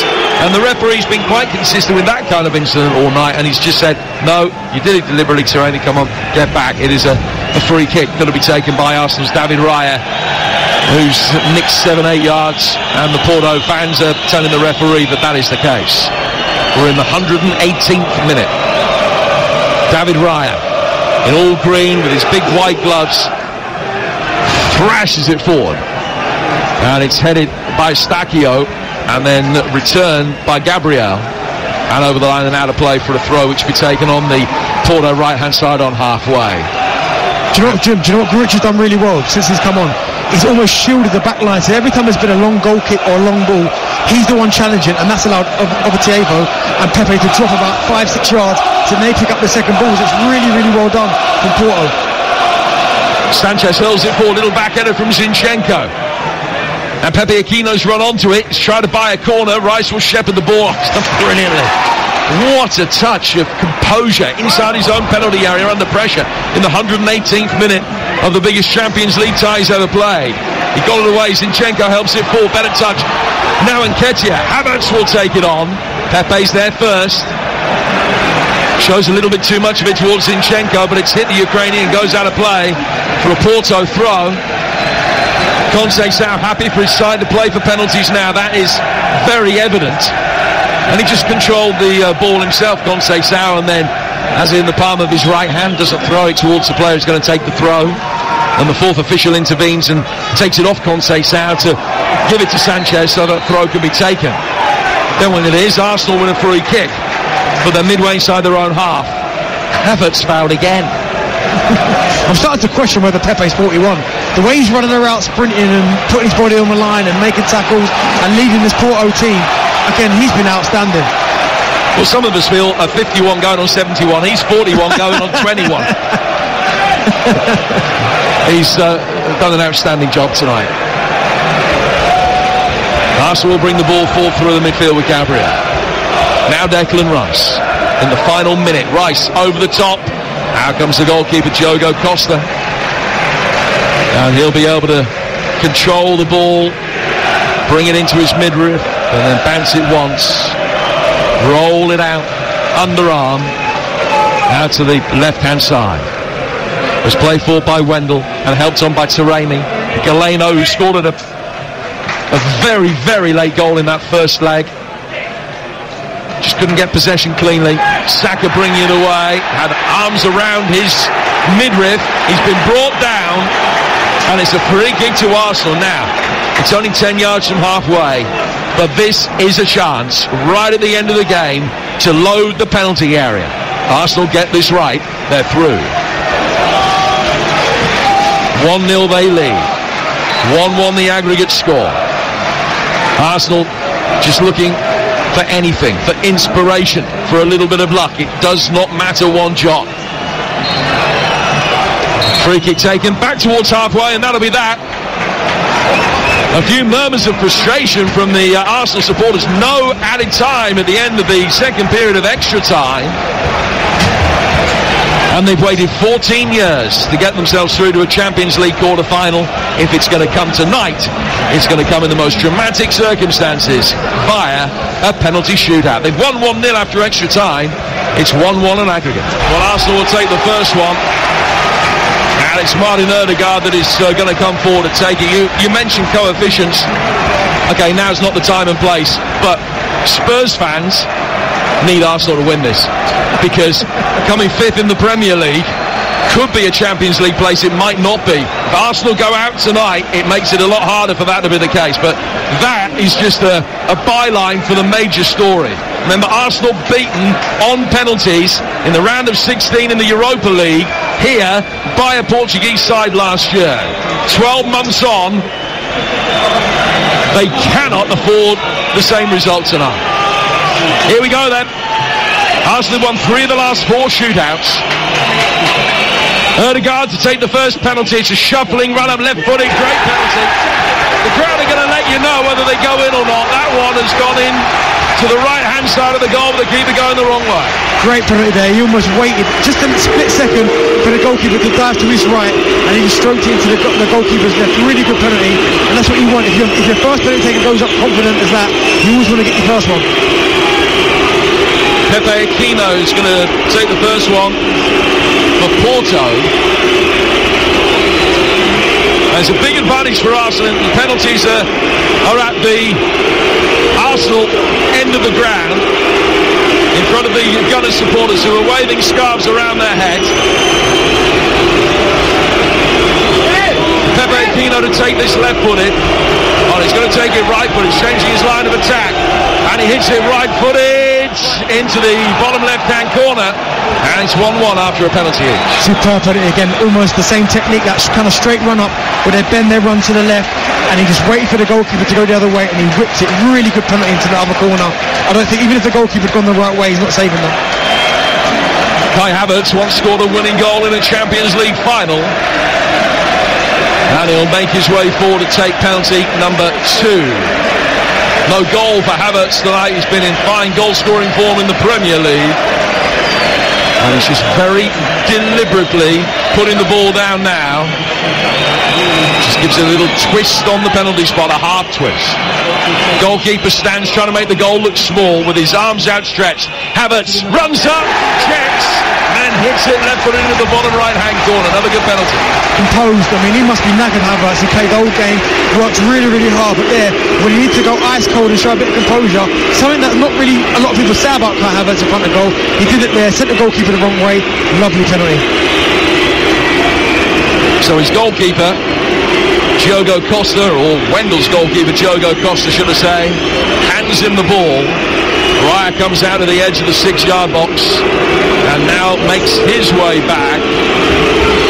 Crowd again doing their bit with the scarves and the boos and the cacophony of noise. Wendell hits it left-footed. Save by David Raya. And he might just have helped it onto the post. But Wendell's effort is kept out by hook or by crook. It is advantage Arsenal after 2 penalties apiece. Hit it left-footed, and it's cannoned back off the post. He just got a little bit of his left palm to it to help it onto the post. It's an outstanding save. It's 2-1 to Arsenal, who have the advantage. Bukayo Saka, who has been in some epic penalty shootouts in the past, and he stands motionless now, preparing to address this. A hush falls over the stadium. Great penalty. Great penalty, straight. He knew exactly what he was going to do. No messing around, no stuttered run up. That was a penalty where he knew exactly, before he put that ball down, where he was going to send it. Lovely penalty from Bukayo Saka. No waiting for the goalkeeper to go down either. He knew, stroked to the goalkeeper's right, and I don't think the goalkeeper even dived because he knew. So Arsenal have scored 3 out of 3. Porto have scored 1 out of 2. Marko Grujic will take this next one. Tallest man on the field. Strides back to the edge of the penalty area. Stands, addressing the ball square on. There's a stuttering run, right-footed. Oh, just got it past Raya. That was close. He's gone in. Raya dived the right way, got hands to it, beaten by power. It's 3-2, and here comes Declan Rice. I tell you what, David Rice's spring from a standing point of view is outstanding. I mean, he gets his hands just to his fingertips, can't get enough on it, but are really close again. And forget Grujic, really good penalty, but now Declan Rice stepping up. I mean, he's been again outstanding this evening. Well, these are the moments for which he moved across town. Won a European final last season with West Ham. Can he help Arsenal to a Champions League quarter-final? Right-footed, great penalty, and Arsenal won away. A save or a successful spot kick, and they are through. Really good penalty from Rice. No doubts whatsoever. The way he put the ball down, he stepped back and ran up. He again knew exactly what he was going to do. No arrogance there, but he almost felt like he knew he was going to score. We all knew he was going to score. Great penalty. Sending the goalkeeper the wrong way again. So here comes Galeno, the man that gave Porto the first leg advantage with a spectacular goal right at the end of the game in Portugal. Now, from northern Portugal to North London, he has to put this penalty away to keep Porto in the Champions League. And the waving of the scarves, and now phone lights, everything being done by the Arsenal fans to try and put him off. And he runs up right-footed. Save! They've done it! Arsenal are in a Champions League quarter-final for the first time since 2010. An outpouring of emotion all around us. Players leaping on David Raya down by the corner flag. Fans leaping on each other. Sheer elation. They waited 7 years to get back into the Champions League. The previous 7 years, they hadn't made it through a single knockout tie. But tonight, they have done it. The last time that they got through to a Champions League quarter-final was when they beat Porto in the round of 16. And 14 years on, lightning has struck twice. David Raya, the hero, with 2 brilliant penalty saves. Arsenal are in the last 8 in the Champions League for the first time since the Wenger era. Arsenal 1, Porto 0, 1-1 on aggregate. Arsenal win it 4-2 on penalties.